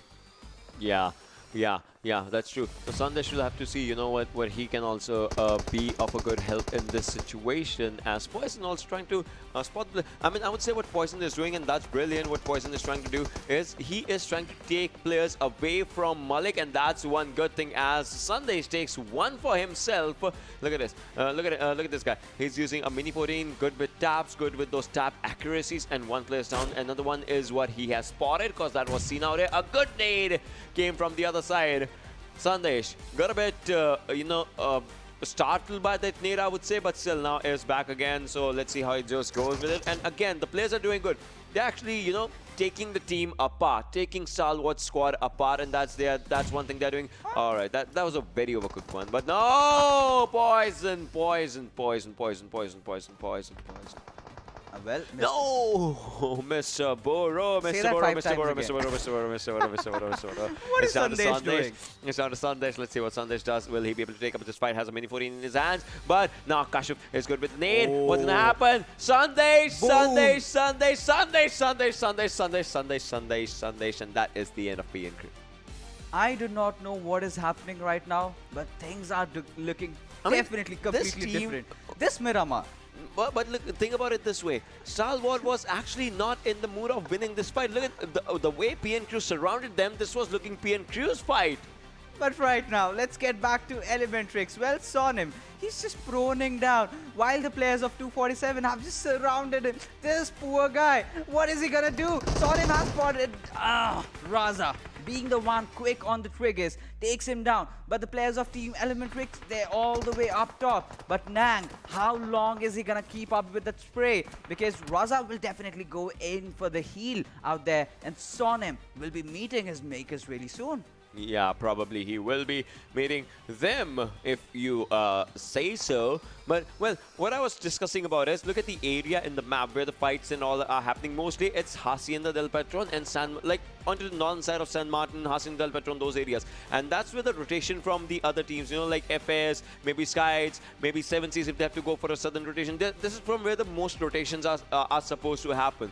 Yeah. So the circle shift is something that's going to be, the circle shift is something that's going to be really crucial because that's where the players are falling down. Yeah, absolutely. And I do not know with what mentality Team ElementriX approached that game, because Sonim, he was nowhere in a good position. That's a fact over there. He was he did not have proper cover. Even if he was downstairs, Nang was not there to help him out in that fight, because the way Raza just went out in the open, I thought maybe he'll be taken down had that been a setup. But now Team ElementriX still holding on to that high ground advantage that they have. They definitely have lost out on one of their players, but you'll have to move on from over here. Rahman also being spotted down by Mr. Hyozu, and he will connect a few shots out on those players. Having that mini 14, that is a really, really good weapon, I must say, in Miramar, and he is displaying that to perfection. To perfection, totally. Well, now ElementriX Mr. Hyozu, he has spotted one, is trying to take one down. Good damage coming up from the first bullet that connects. So 1 HP survival. Mr. Hyozu missed his mark just by 1. No, he was taken out. All right, that's one thing that happened. He had to spot another one. I mean, that was just 1 HP shot that happened. I wish he had actually taken that one, and I think he took that one with a proper ease.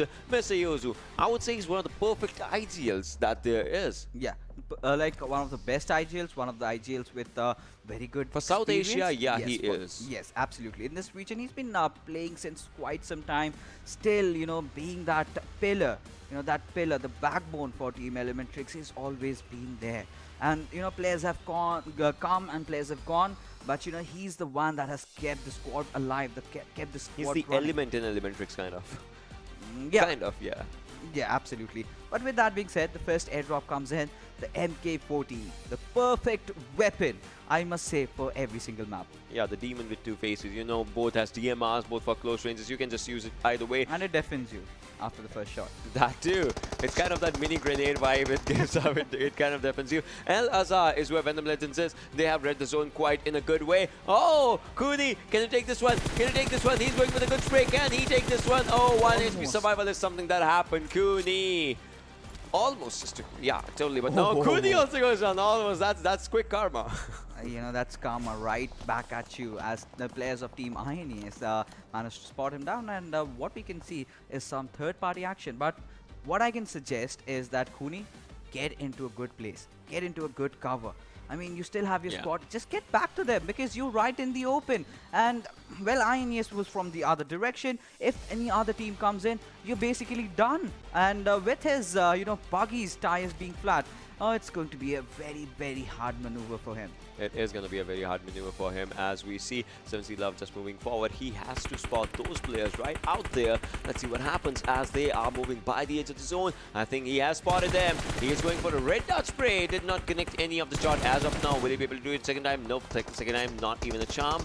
But, well, 7C Love moving back towards his teammates. He'll have to think about everything because the second zone is going to be coming up really soon. And that's where the new storyline will be building up with the shifts of the zones as we speak. Crucible is the back end of Crucible is where the team was. Now they have to move down sides where ASE will be the one they'll be meeting them because ASE is in the center of the next circle. And M249 coming up in the drop.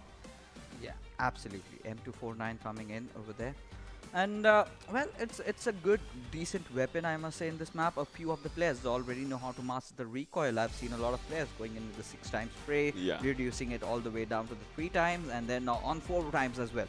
But now, with the circle, that's quite an even shift that was somehow anticipated. Assiduous Esports have a very good position for them, and so do the players of Stalwart. Right now, Code Zero, they are in a bit of a pickle as the remainder of the players have to come in. Meanwhile, the players of T2K, they are just playing from the edges. Team FutureStation have to make a huge rotation now. But Assassin, he just has those covers of those haystacks for him. But apart from that, he's quite in the open. Also, adding along, he has to get inside the circle. I just hope he has a vehicle.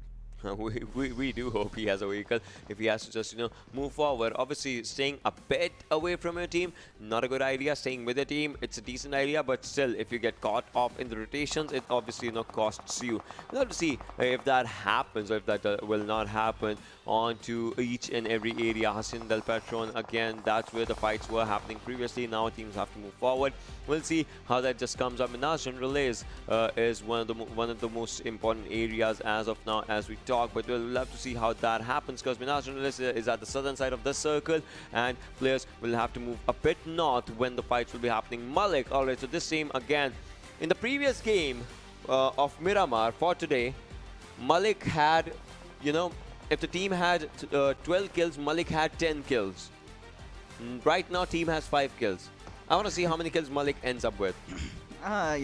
He can get a lot, provided the caliber of a player he is. He certainly is, he comes with a lot of aspirations and a lot of expectations out there.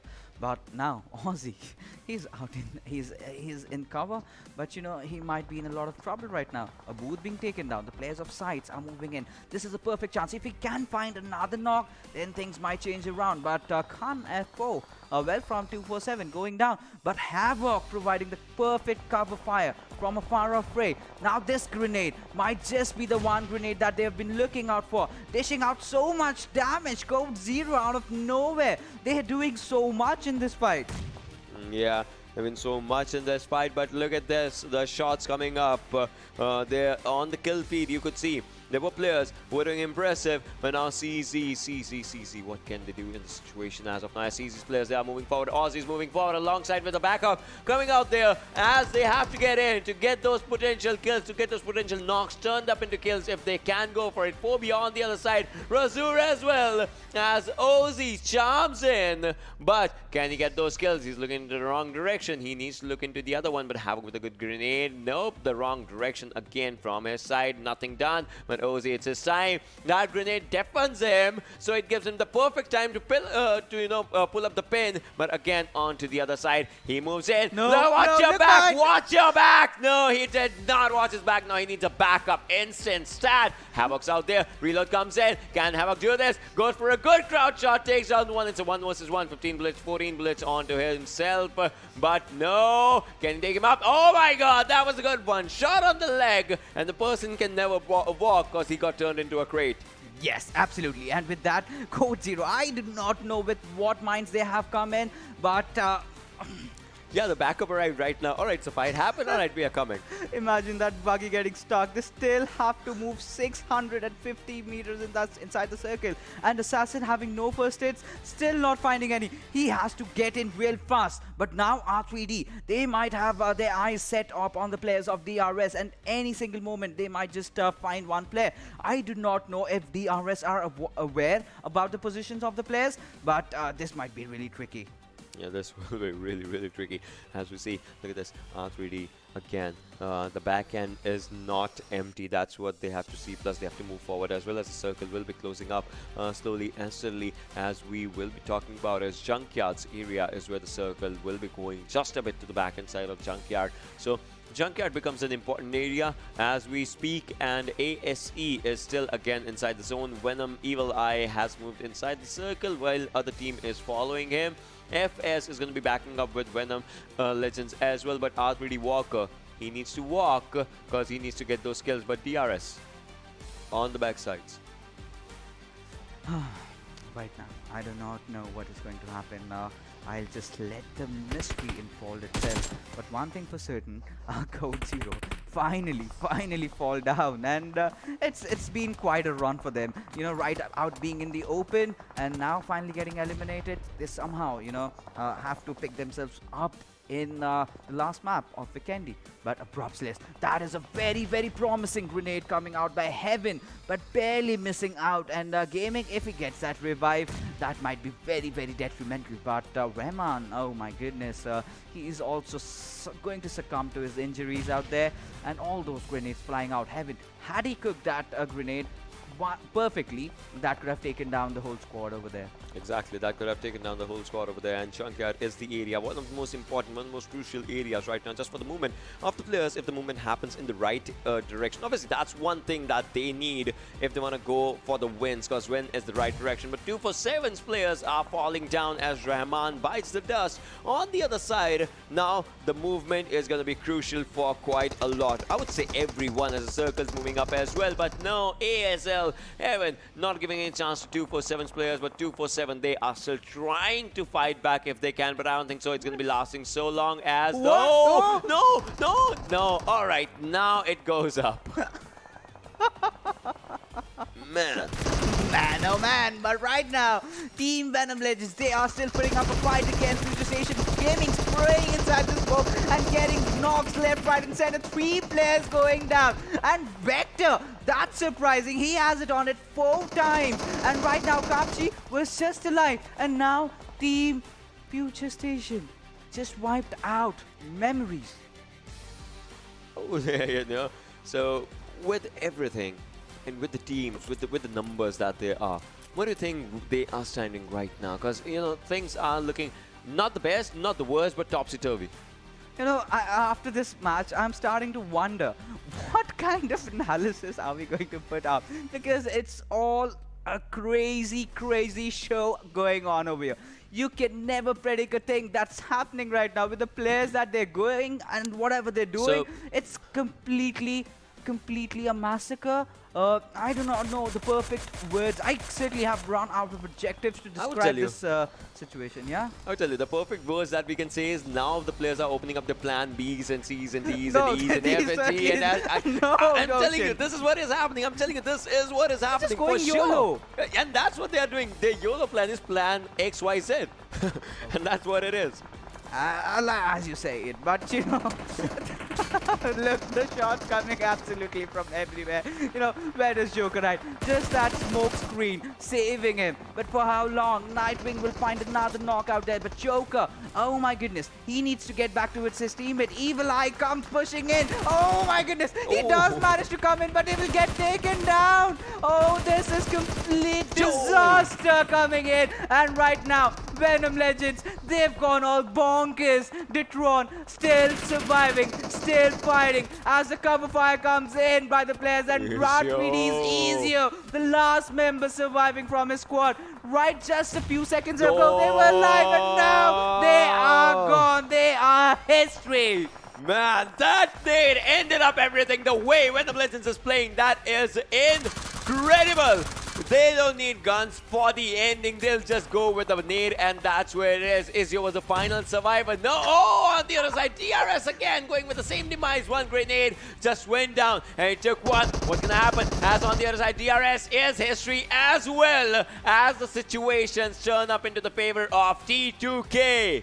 What is happening? What is happening? What do we do right now? Nades flying in from absolutely everywhere. Bodies getting taken down. And INES, they are the ones that are really smart. They haven't moved an inch from there. Why should you? Why must you? But now you have to get out in the open. And Team Stalwarts have their eyes set on them. As, you know, they are kind of trying to surround them. But right now, they also have to get inside the circle. And that's going to be really troublesome, provided the fact that T2K are right beside them. And now we'll have to see how all these teams from the southern side will make that transition to the northern side. How are the things changing? You guys can see it. Now we are down to 7 teams, 21 players, and 6 zones will be closing up in less than 13 seconds. And unlucky 13 might be just coming up here. Look at this. Stalwart players, they have to move forward. INES is in a bit of trouble, but what's going to happen? A good grenade, very good grenade coming up. But the damage? Nope, it was not there in the equation, as the players are at a very good area. Plus that was heavily undercooked. If we're talking about Stalwart's other players are in the backside. So we'll see how this, you know, combined effort comes up. But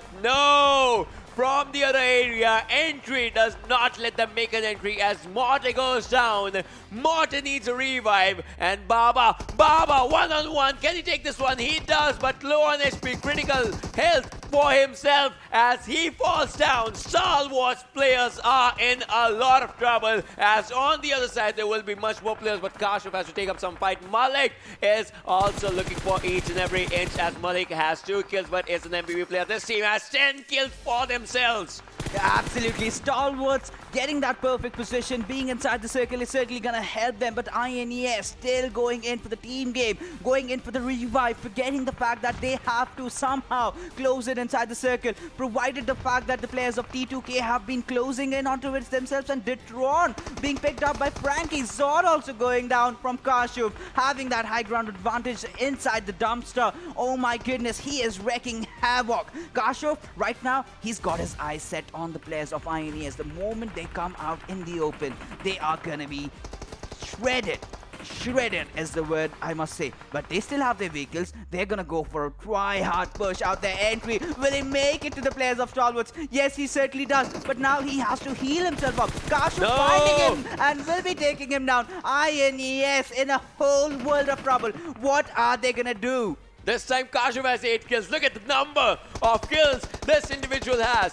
We have the record set of the new kill system, with which highest individual kills in PMPL was taken by Malik. 10 was the number. Can Kashif take it down? Because he needs to revive right now. If he gets that, it's good. Otherwise, he will be ending up himself at 8 kill legacy. But what's happening is Malik is the one who's getting kills for himself, as INES gets eliminated. Perfect timing for Malik to go there and revive Kashif. As we speak about the numbers, they have 30 plus seconds for the revival and for the first stage to pop in. But can Stalwart win back-to-back Miramar games, as they started their day by obliterating the competition in this area and making everyone turn into the dust of Miramar? Yeah, absolutely. Now we're just down to the 4 last teams remaining, and this is a dream run coming in for the players of Stalwarts, with the way they have been playing, with the way they have been coordinating. First initial few days were not that good considering the kind of experience that these players have,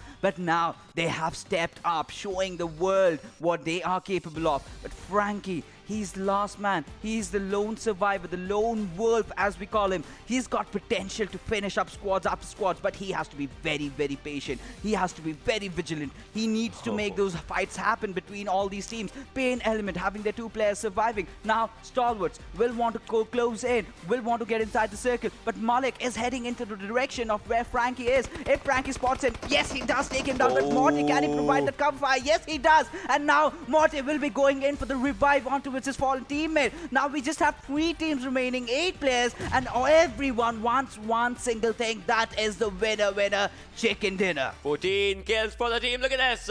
Elements Luffy is outside the zone. He is doing something that's going to be healing out there, but what's happening is he will be falling down too low on those healing points is what took him down. Dark is surviving, but for how long is more? They will be spotting him for sure. And on the other side, ASE, they have had bad games, but can they turn this one into a chicken dinner game? They have the circle for themselves where they were sitting. That's where the circle was going on and on and on, and they never moved a single inch.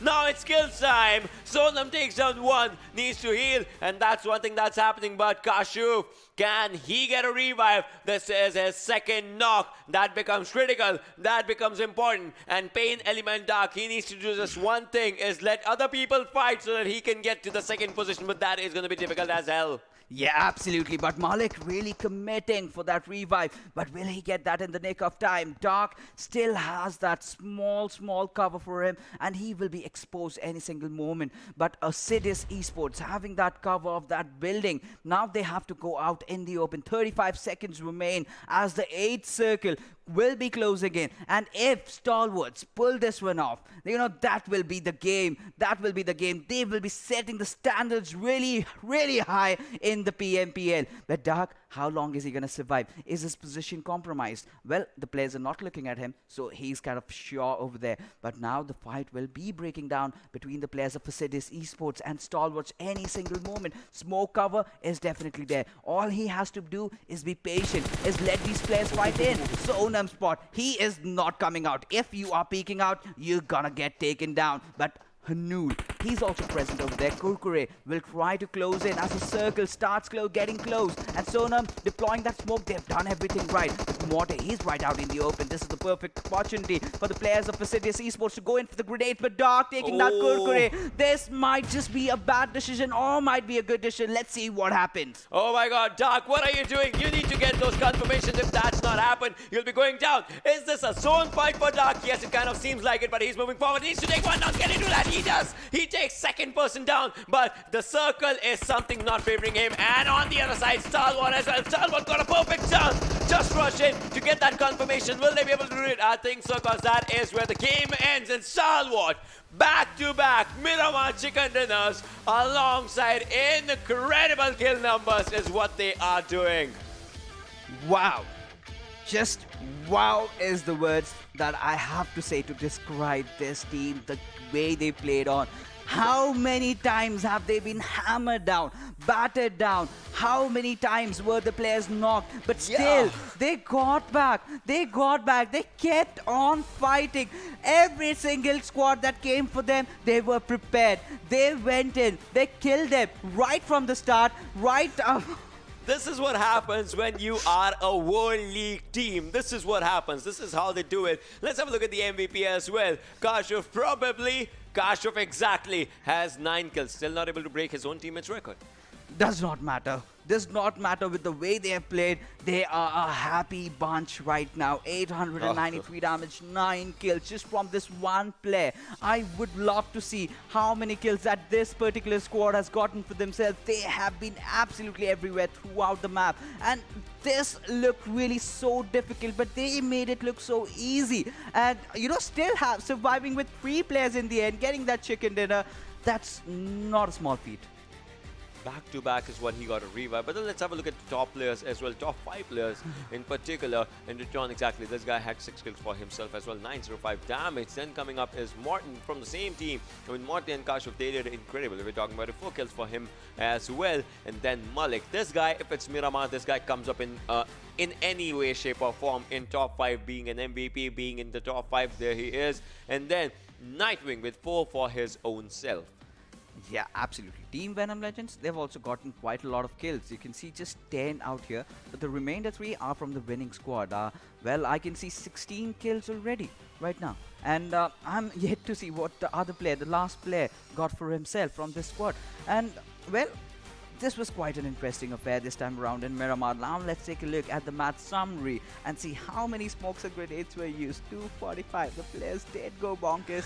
2 vehicular manslaughters, 5 grenade kills, 70 knocks, 60 kills being converted, 2 airdrops being looted. Everything has a number here. Everything has, like, there's nothing There's zero. always a Nothing number. left. Nothing left Oh, zero. yeah. So everything kind of has a number here. And 60 kills, that's a brilliant conversion ratio. Given the fact, think about it. Yeah. For the final survival, there were 3 players surviving. They were not killed, obviously. Yes. Only 1 player went down by the zone or something, and then it's like 60 people died. That's, I would say, one of the highest if I've seen. Yes, of course. And you know, one more thing that I want to. That is the number that maximum can just. If you remember, right in the start of the game, Stalwarts, they were in a bit of a pickle.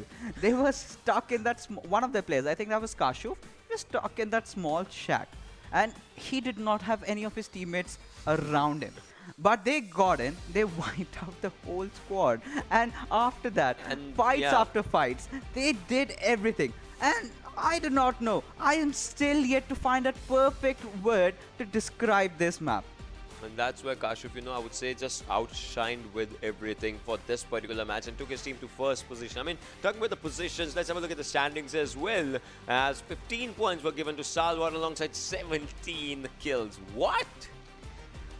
I'm not surprised But looking this at is the first time we are seeing a team hit 30 plus points. No, we've seen in this one. Yeah, in this PMPL, in PMPL feed, the PMPL Scrims feed or something. No, we've seen that in different occasions. I've seen 33 points also. Yeah, and now if you go on, Assiduous Esports, they did really hold on very well. 9 kills, 21 points.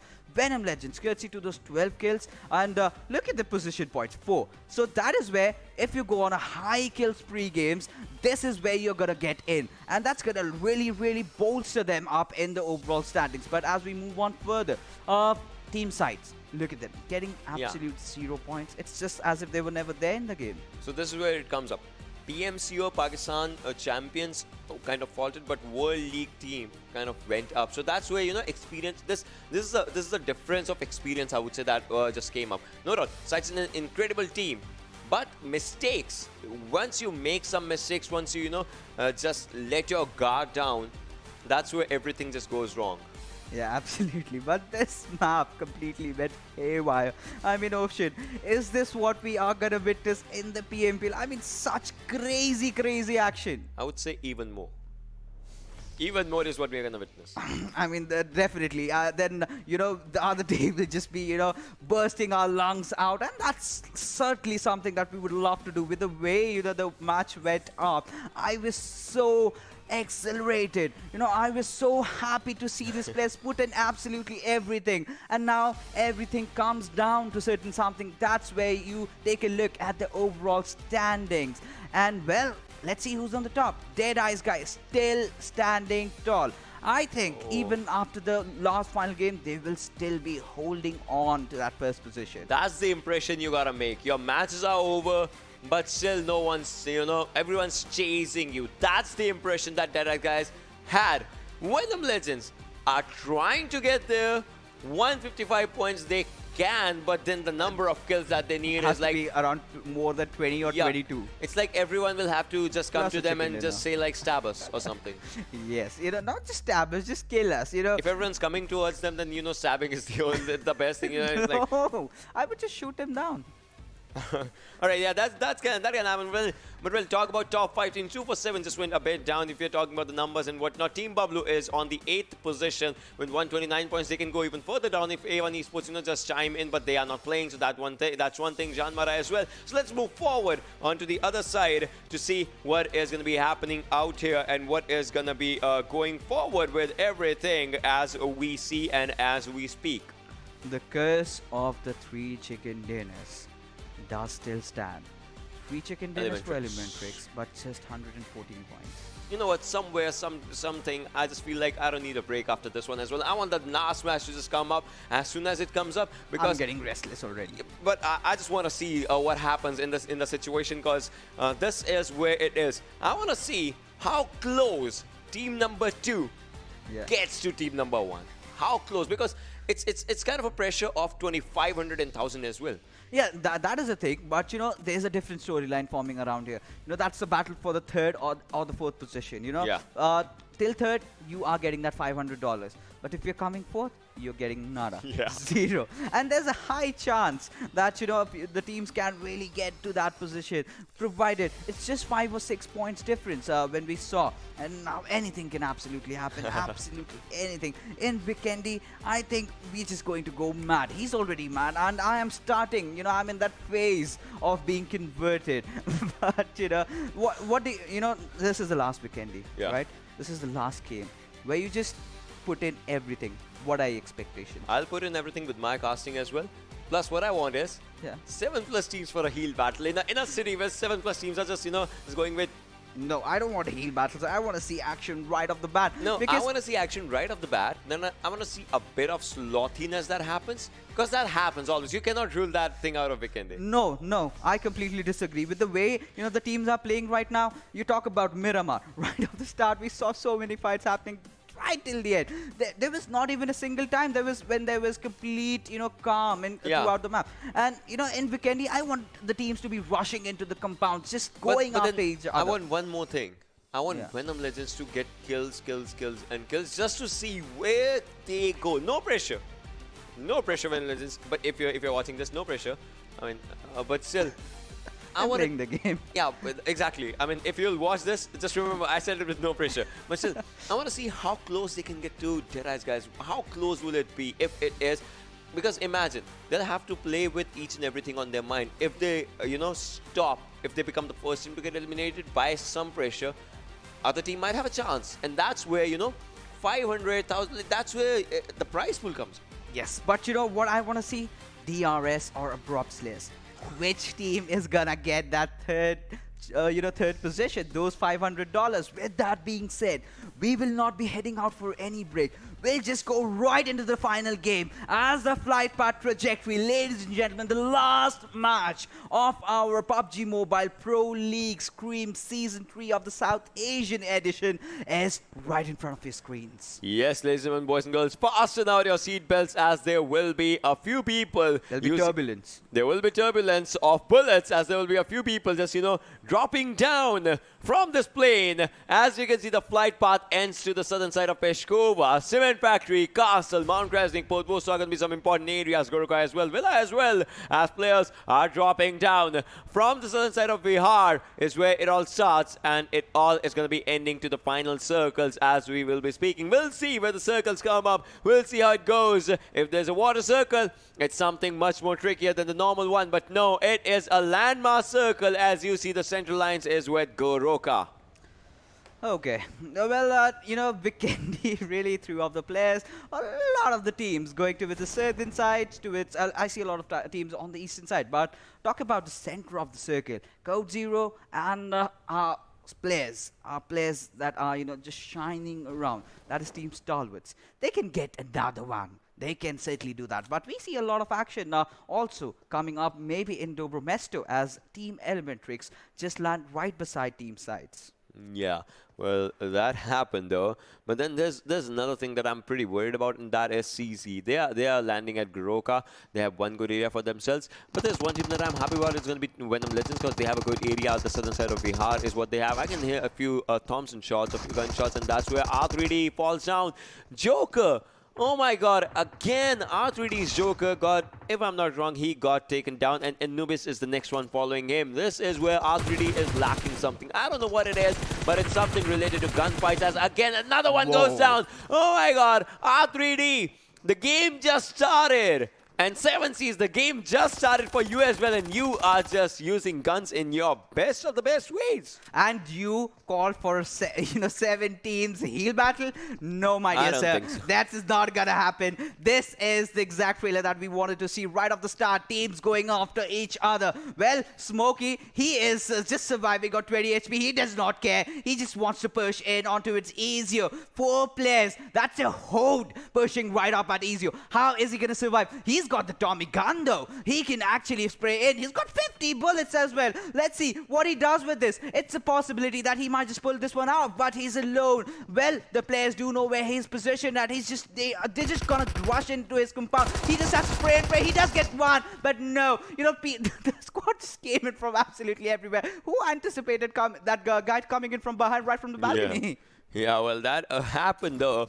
But oh my god, the situations that have changed for each and everyone. Look at this, ElementriX. This might be ElementriX's game as well, as they might go for the fights against SCYTES. And SCYTES, they had a very terrible previous game. Now what's going to happen? Are they going to change everything against ElementriX? Look at the situations. ElementriX, one of the most, I would say, reputed teams in South Asia, and SCYTES, a team that has won PMCO of Pakistan. We'll have to see how the situations come up. A good smoke popped up. I don't know what's going to be used for, but still, it can confuse your enemies if you are just moving forward with everything. But now, let's see how it goes as ElementriX has to move in. They are just sitting right next to those stairs. So, yeah.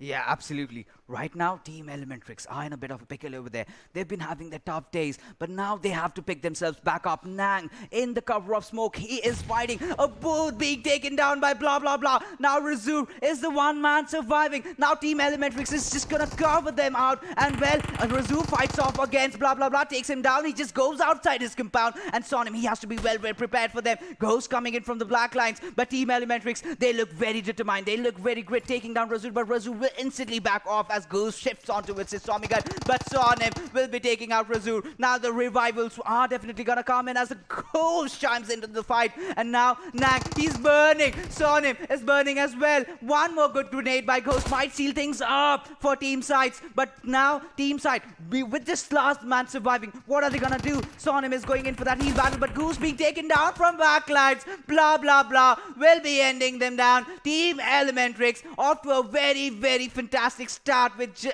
getting 4 kills out from this game. Well, yesterday when I was not actually casting, I got one fact previously. Yesterday when I was not casting, Sonim got 12 individual kills. Yes. And today is when, you know, the 10 kills happen. What I would say is 12 kills is actually a very good one. So I'm really sorry for that one. I did not cross-check it because I was not casting that one match. So that's where it happened. So I would say, yeah, I was pretty sorry for that fact. But well, if you're talking about this thing, I would say Malik has the best skills in Pakistan region. Sonim has the best skills in his own region. I mean, it's all about this game. Well, for if we're talking about it. You know, at the end of the day, we are all humans, right? It's all right. It's all right. You know, every single game, every single stat, sometimes you just tend to miss out. You know, that's why the mad scientist. I was not in that game, so I did not even remember. It's all right. You are a mad person anyways, and it's all right. You know, it's all right. You completely justify your name. It happens to the best of the people on the best of the days.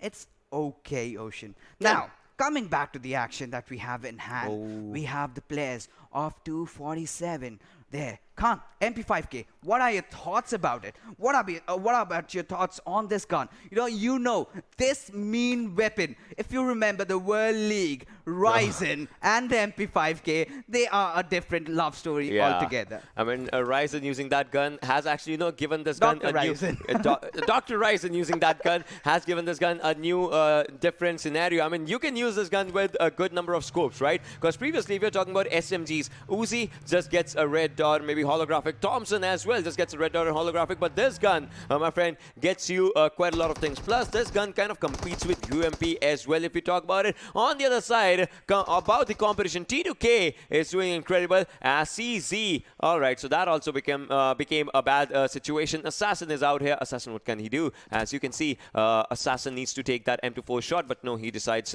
otherwise as of now.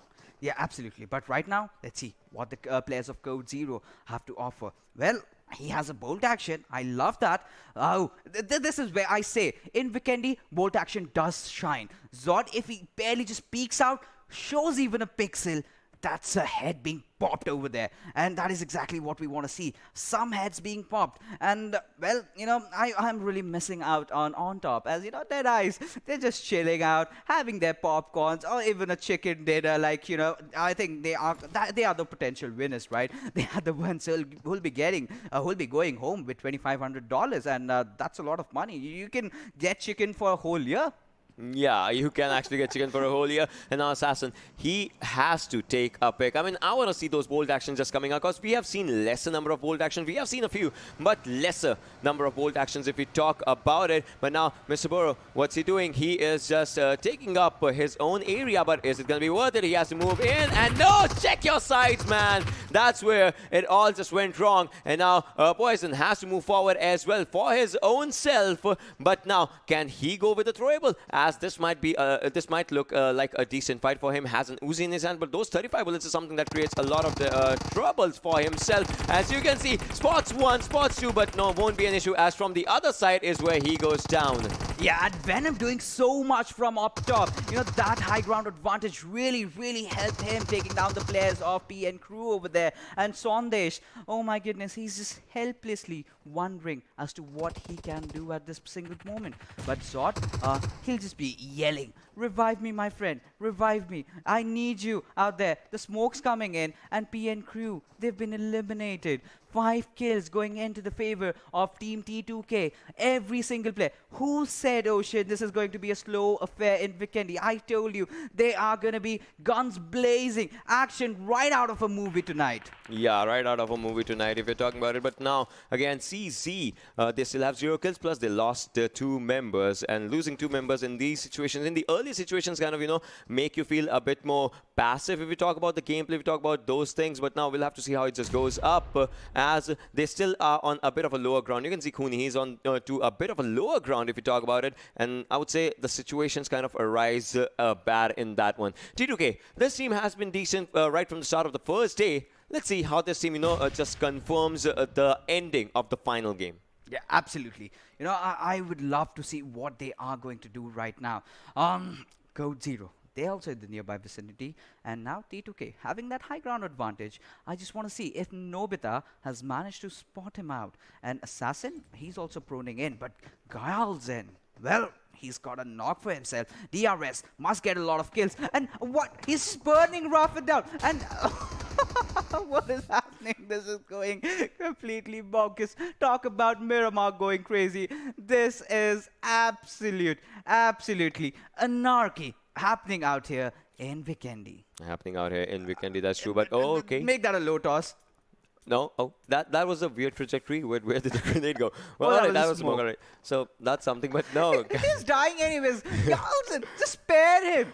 And now he goes for a low toss. Look at his hand. He goes for a low toss. But what's gonna? Is he gonna die with the going to nade? die Is he gonna die anyways. with the nade? No. All right, that's still higher. Okay.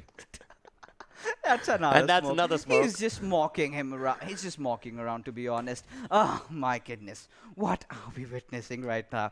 Kuni. Well, this is a kind of a standstill. I want to see some action happening over here. 247, they have also chimed in. And any single moment, they might just join the party. But right now, the circle is still, you know, kind of closing in. We want to see where it completely shifts. The first circle, just about to close in. We'll get the second zone. Where does it form? What are your predictions, Ocean? All right, so as of now, this, I would say, obviously, we should go for a central, yes, exactly, we should go for a centralized one, and this went for a centralized circle. Again, Goroka, kind of an important area where INES players are, where Kuni is, I mean, you can see Kuni, and this is kind of, see, he's at the centralized spot, so that kind of seals the deal for this guy for not moving to any other place. Well, let's see how it just pans out, as Villa and all those areas on the southern side are a bit empty, like the Villa is empty, so if someone wants to rotate to that area, it seems like a good rotation. Yes, certainly. It does seem like a good rotation, but we, you know, if Code Zero, they do not do anything in this particular fight, I believe they can be taken down by the players of INES out there.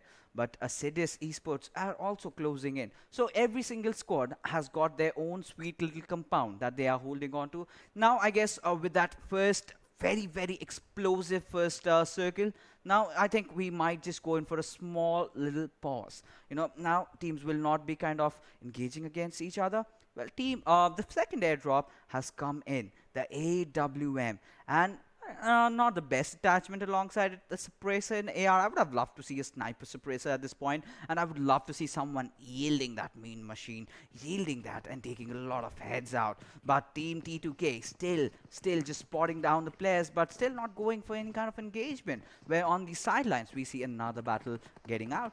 Yeah, as of now, we can see another battle just, will be engaging up as we talk. And Malik takes down one as of now. But on the other side, FS gets eliminated as we see as Venom Legends is doing incredible. I mean, if I have to say something, I would say this team will have to see what this team does because they have 3 kills. They need more and they need many, many more if you talk about numbers, if you talk about those things. So we'll have to see how it just goes up. Yeah, of course. Let's see what is going to happen now. Team Venom Legends, 3 kills for them so far. Code Zero are in a bit of a pickle over here. 2 players already taken down. Cooney and Assassin, the last 2 members surviving. And trained to kill. And I can actually commit for the push. If they are aware or that 2 of the players just remain, they can try to bait a few players out, get knocked, but maybe trade them back. But INES, if they spot out the players from the back lines, well, Code Zero, at least get inside some compound. You're too much in the open, exposing yourself, and then again you're going on the aggressive front. This certainly is raising questions. Yeah, this is raising questions if you talk about it. But well, now with everything, again, CZ's players, still those 2 players, I mean, I don't know how it is going to change everything for them as we speak and as we see. Because you can see how the situations are, right? They are still at the lower ground. The fight is still at the slowest of the pace. And Goroka, again, being that important area that it is, it still kind of will be a bit tricky for these players to just get out and to get moving and all those things. So, yeah, it kind of will be a bit of a difficult thing for them as the zones are moving and they are still out here. But still, the slot circles is what are binding us. Let's see what is going to happen as all the teams have just started closing in. I think the final few moments of this map are going to be absolute bonkers. It's going to go completely haywire. It's going to go completely crazy. These are not players anymore. They are maniacs. They are hunters. They are animals. They'll just be going after each other without even caring who the other player is right in front of them. And that, ladies and gentlemen, we are gonna get to see in the last final circles. But now T2K are finally starting to make a move. Cooney's position has been compromised. He's just gonna back out from this one, get into the other compound. Assassin and Cooney, if they get closer to each other, they're just making themselves sandwiched. But ElementriX, well, they are kind of coming in from behind and they might spot down the players of INES. Now we are in a kind of standstill with 4 squads out of the equation. We just have 12 squads remaining. And as the circle starts closing in anytime soon, we'll have to see which team survives till the end. How many kills are they gonna get? Which team will be getting that 3rd position? Is it gonna be Abrupt Slayers? Is it gonna be DRS? So many questions up on our minds, up in our hearts. They will be answered after this game. They will be answered after this game, well, if we talk about it. But again, another airdrop coming up, as you can see. This time has Groza. We saw AWM, we saw Groza. We saw the way, players use these guns to their favors. Even we saw MKs as well just coming up. Not right now, but in the previous games, MKs have had a really good impact. If we talk about the guns, if we have to talk about the guns that have been used, M249 has also been used out here quite a few times. So yeah, those things have had their ups and downs and all those things, but still, it just comes out how players, just use up and how players just go for it. Yeah, let's see what they do in this game. Well, T2K, I think they should, really commit for this particular play. They should really go in for the push because you do not want to have unwanted neighbors right when the final circle fights begin, because we are yet to see that curveball. From what I'm really speculating, the circle kind of going a bit tilted towards the southeastern area. I believe the next shift might just go northwest, might just go as to where ElementriX are. And ElementriX, this is a squad that has been doing phenomenal in Vikendi. And I want to see what they are made of right now. Same goes for Team 7C. Well, this team started off with a very dismal performance. But as the days passed by, they just started stepping up every single play. They started going good. Yeah, they started going really good if you talk about it and how the things are happening. As you can see, 12 teams still surviving. But man, Fixes, I told you, if anything, slot circles are a curse for this area. But now the fights should be happening anytime soon. I mean, But how long will this fight happen? Because the fight, if a player has run in, can they just go for it? Because TRS, again, another impressive team if we talk about the circuit. They won the fights, even if we're talking about PMCOs and PMPL Scrims. They won each and every fight. If we go for it. Now let's see how it comes up. Because 7Cs, again, if we talk about Vikendi, we talk about 7C. Yeah, of course, we can never rule them out. But DRS, they've got a lot on line right now. They're doing really good on the point standings. Now, Mimo lodging that molly in, and well, nothing has happened so far. But Mimo, I want Fear to chime in inside this particular fight. And DRS, they're still holding on. Those smokes are being just that one barrier between DRS and 7C. They haven't committed to the push yet. But well, I want the remainder of the players closing in. What is Fear doing at such a far distance? Smokey V2 has come in closer, but Hungry Box, he is up ahead, up above in that compound, watching everything, collecting every single possible information he can collect, and he's relaying. Now, Fear comes into the fight. Now, we will see this battle breaking out inside the small compound, and it certainly has. And now, Galzen will get that first knock onto its Fear before Mimo trading it off. Now, Mimo is going on for another spray, gets a second one. Mimo, he's obliterating every single person out there. And well, now, 7C, they are in complete control of the fight as Galzen still somehow has got a lot of metal. He's taken 2 down. What is happening, Ocean? Galzen, can you actually finish this off for yourself? What is happening? I mean, the situation has turned to different tides. 7C versus TRS. Who's going to be the last team standing, the last man standing? As we see, what's happening is that Hungry Box is hungry for the kills, but can he take those kills for his meal? Can he? No, he cannot. As Galzen does the impressive one. He loses 2, but can he go for the final revive as Mafia Ninja needs one from his brother? And look at this. PAINxELMT also are going to join the party. And, well, is he aware about it? Does Galzen acknowledge the fact? Mafia Ninja, he's just crying in the corner, yelling, screaming for help. But can the help come in time? What Galzen really showed us was pure masterclass. But, you know, Hungry Box, to be honest, kind of messed up that fight. His crosshairs were kind of very low onto his feet. Had it been just a bit up, things could have been different. But talk about Team Venom Legends. They are also joining the party, but Rohan will be taking Ditron right out of the equation as he had a very, very good angle onto him. Evil Eye also goes down as Nightwing will be fighting back with a grenade of his own. Mafia Ninja succumbs in fact to his injuries, but Galzen, he has to stay alive. He has to escape from the situation. He needs to make it to at least top 5. He's got the kills. He can live on to that. But with that being said, PAINxELMT kind of pushing in onto its players of Venom Legends. They know that they can take this fight. Entry in fact taking down Sona, but Luffy will just wipe down the whole squad. And Venom Legends, they're also history.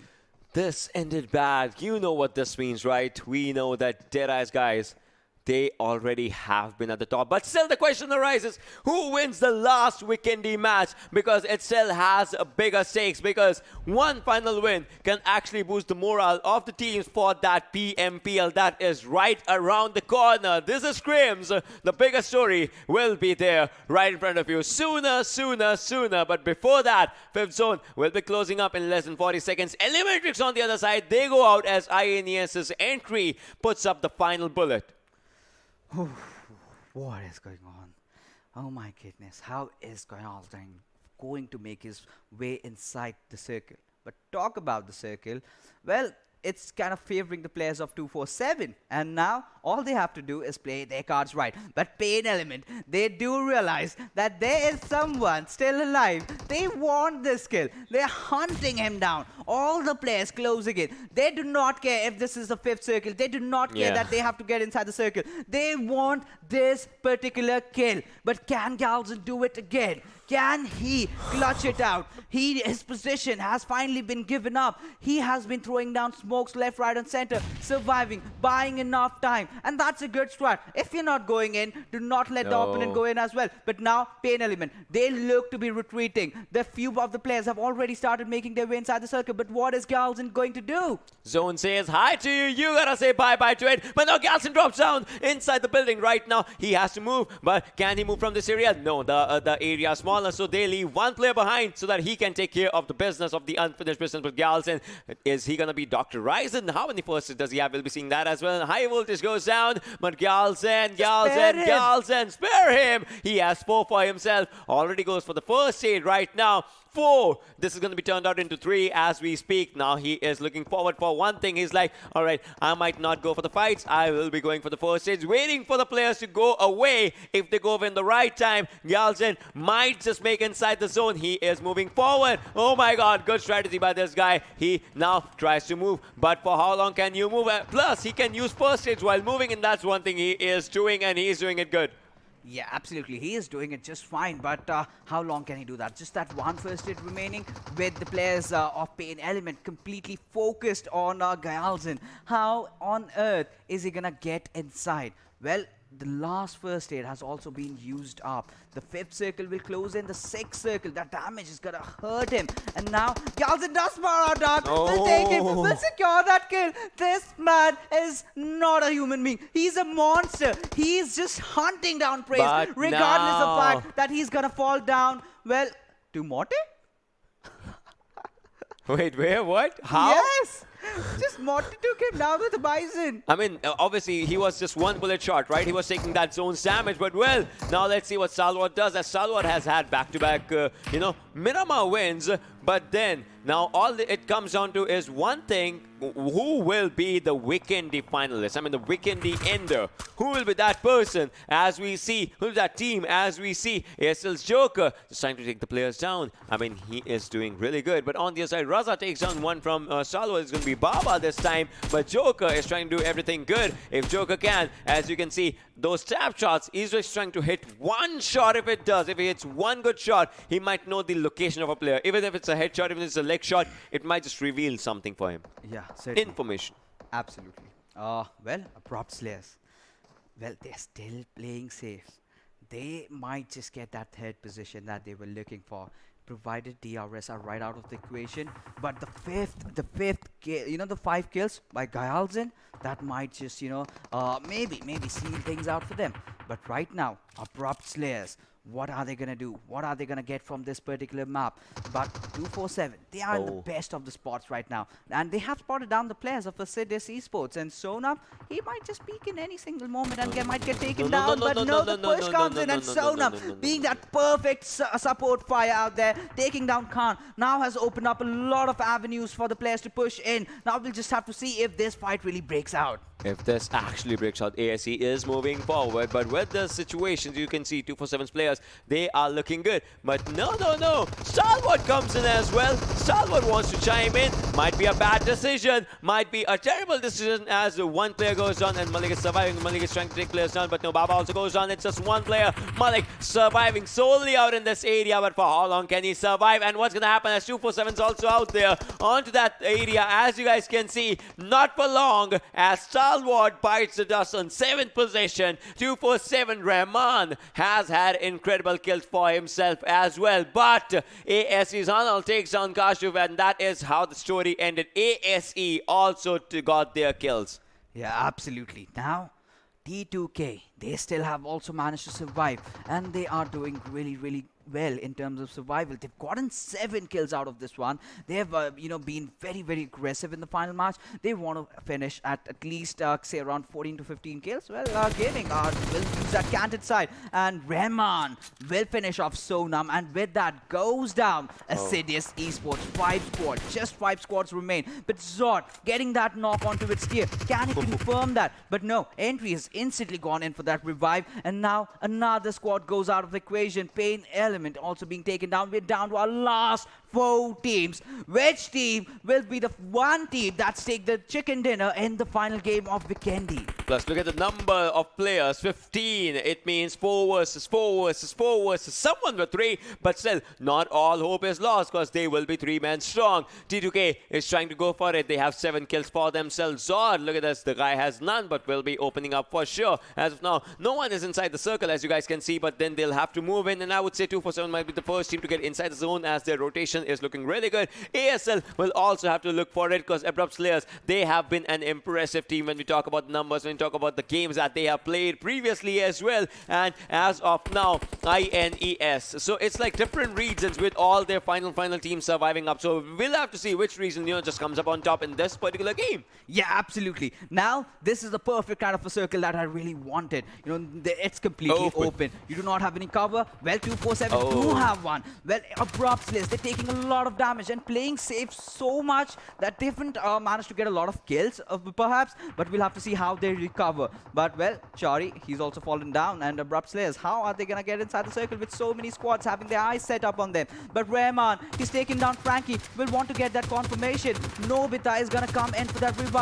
But Joker taking down Raza. Tia falls down from Nova. Kills going happening left, right, and center. And now, within a few seconds, we'll be reduced down to 3 teams. Which is that team going out first? We'll just get to know in a bit of a second. We will get to know as the players are falling down. Khan goes down with the blast. I mean, that is surely looking bad for him. But Entry, no, you have to be in an adequate cover because he's getting shot from 2 directions. And now this is ASL Nova X who gets Entry down. But well, look at this. Yashiro, he's outside the circle. Has 2 first aids. Now has 1. Can he just take his team forward? That is the answer that we're going to find out after this first aid pops up because he has none after this. Has to move or has to take 1 down. His health is going low because the circle's damage is out there. Circle being the MVP out in the situation takes him down. Play zone ends INES. We are down to 3 teams. 247 as we can see T2K and ASL. Well, so much has been committed by 247. Now the circle again favoring nobody, no cover at all. It's just 2-2. Oh my goodness, 2 players just burst out by Nobita. I mean, he must be having that smirk on his face. Venom taking down Raza as well. Team trained to kill. They are certainly getting so much done over here as we finally have a Mexican standoff for you, ladies and gentlemen. But Abrupt Slayers, they are smiling on the sidelines because no one really cares where they are. Now this gives them a perfect opportunity to kind of get inside the zone, but how are they going to do with Venom having his eye set on them? But Joker takes down Raza in the situation. Now it's Rahman, the lone survivor from 247. How much can he do as Venom is trying to spot both the sides as he knows that both the areas are going to be amazing for him to get the kills. And Nobita moving forward, the guy who took people by the vehicles is going to be doing something. 3 teams surviving. Novax again trying to do some damage on the other side because ASL also needs to get inside the circle. And 2 players of Abrupt Slayers, Joker and Novax, they need to get kills for themselves. What's going to happen as they are spraying randomly inside that smoke where Rahman is? But this kind of might give the time for the other team, that's T2K, to get the kills of ASL as the situations arise, as the things actually become a bit out of hands. Yeah, absolutely. Things are completely going bonkers. And well, Nova was actually searching for those grenades. And yes, he's managed to find those smoke grenades. This might just give him the entry. He needs to get to that rock to be safe right now. Venom taking down Joker over here. Nova, oh my goodness, he is in so much trouble. Can he find that one knock onto its Nobita? Yes, he's struggling. But well, Nobita does manage to take him down. And that was Venom getting that final kill. And the Abrupt Slayers take an exit at the 3rd position, having 4 kills. But Rahman goes down. And there you go, the winners over here of the final Vikendi match. Team trained to kill. That was pretty impressive the way they did it. I mean, they had maximum number of people surviving, right? Obviously, previously 247 had, but then their players went down. All thanks to, Nobita in that situation. The vehicle blast that happened. Yes, that was a game changer. It was a game changer for 247. Plus, they had to get inside the circle. That was tricky for all the 3 teams. Yeah. But then T2K was like, let's just take people down when they are trying to get inside the circle. And that's where they took all the last 3 players. 2 from one team, 1 from one team. And that's where I would say T2K, outshined with everything. Yeah, absolutely. T2K, what an amazing play. Utilizing that high ground advantage for themselves, getting that chicken dinner, every single player chiming in. I believe they've racked up a lot of kills. But right now, let's take a look at the MVP of the final game that we have had. And, well, Nobita, 6 kills, 676 damage, and 200 damage right from where he got the 2 kills from 247. 4.91 kilometers of distance covered, 676. All right, that's a good number, you know, and 29 minutes and 15 seconds of survival time. It's Vikendi, man. I mean, yeah, obviously it is Vikendi, so it just comes up if we talk about it. But still, I mean, with the way this team has played, with the way this player has played, I mean, he has 6 kills. Yeah. 26 square damage, 676.26 square. So that's one thing. Please don't do that. You know? That's maths. That's quick maths. I don't need your. That's how you learn while playing video games.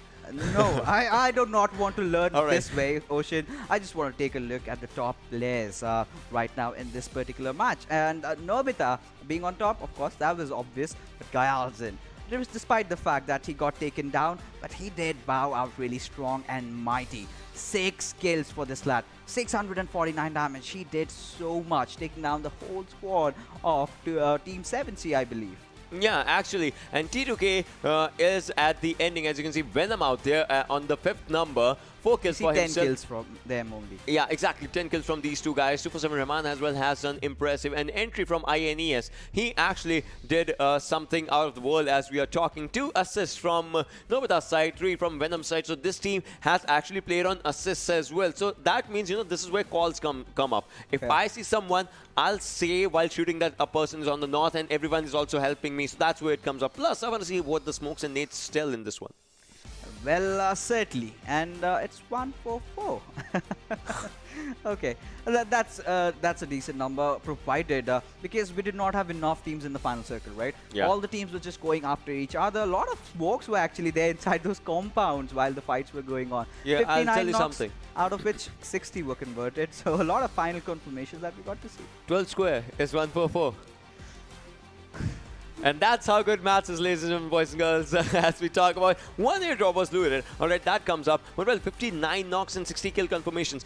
It's like on-point kill confirmations, right? We are getting maximum number of kills being confirmed out here because that is important for the players to go for the numbers, because this kind of shows where the teams are going with the new point system, because kills are... I get it. Even previously, kills were a priority, but now kills are a much bigger priority if you talk about any way, shape, or form. Yeah, absolutely. Those 5 grenade kills, I also love that. You know, sometimes we, you know, when we get the match summary, you know, I was talking to our developers. There's one thing that we have to point out, because those kills which come from grenades are not from the knocks. Those final confirmations they are the final which come from confirmations, the grenades, those are counted as those grenade kills. So we might have even more, but we can also have, you know, less. So it goes either ways. But right now, let's take a look at the kill leaders. I want to see which was that one player who was on the top. And, well, no one other than Rahman. Oh, 34 for this guy, 6,307. It's preposterous. This guy is incredible. I mean, he has seen best of both worlds. He has been in MENA as well. Literally. Yeah, literally. Plus, I talked to this guy as well. This guy has had that competition. I asked him, like, let's talk about other players as well. But while talking about him, I asked him. So this guy is a 3-finger player. I asked him, do you think that matters? He's like, yes, it does. He said, since the game started, I've been playing 3-finger. People ask me to play 4-finger or 5-finger, but that's not my comfort zone. My mental stability is on 3 fingers, and when I play, I feel really comfortable while taking out a lot. So he's like, no, it doesn't matter if you're a claw player or a thumb player or something. All that matters is your mentality, and this person's mentality is pretty amazing.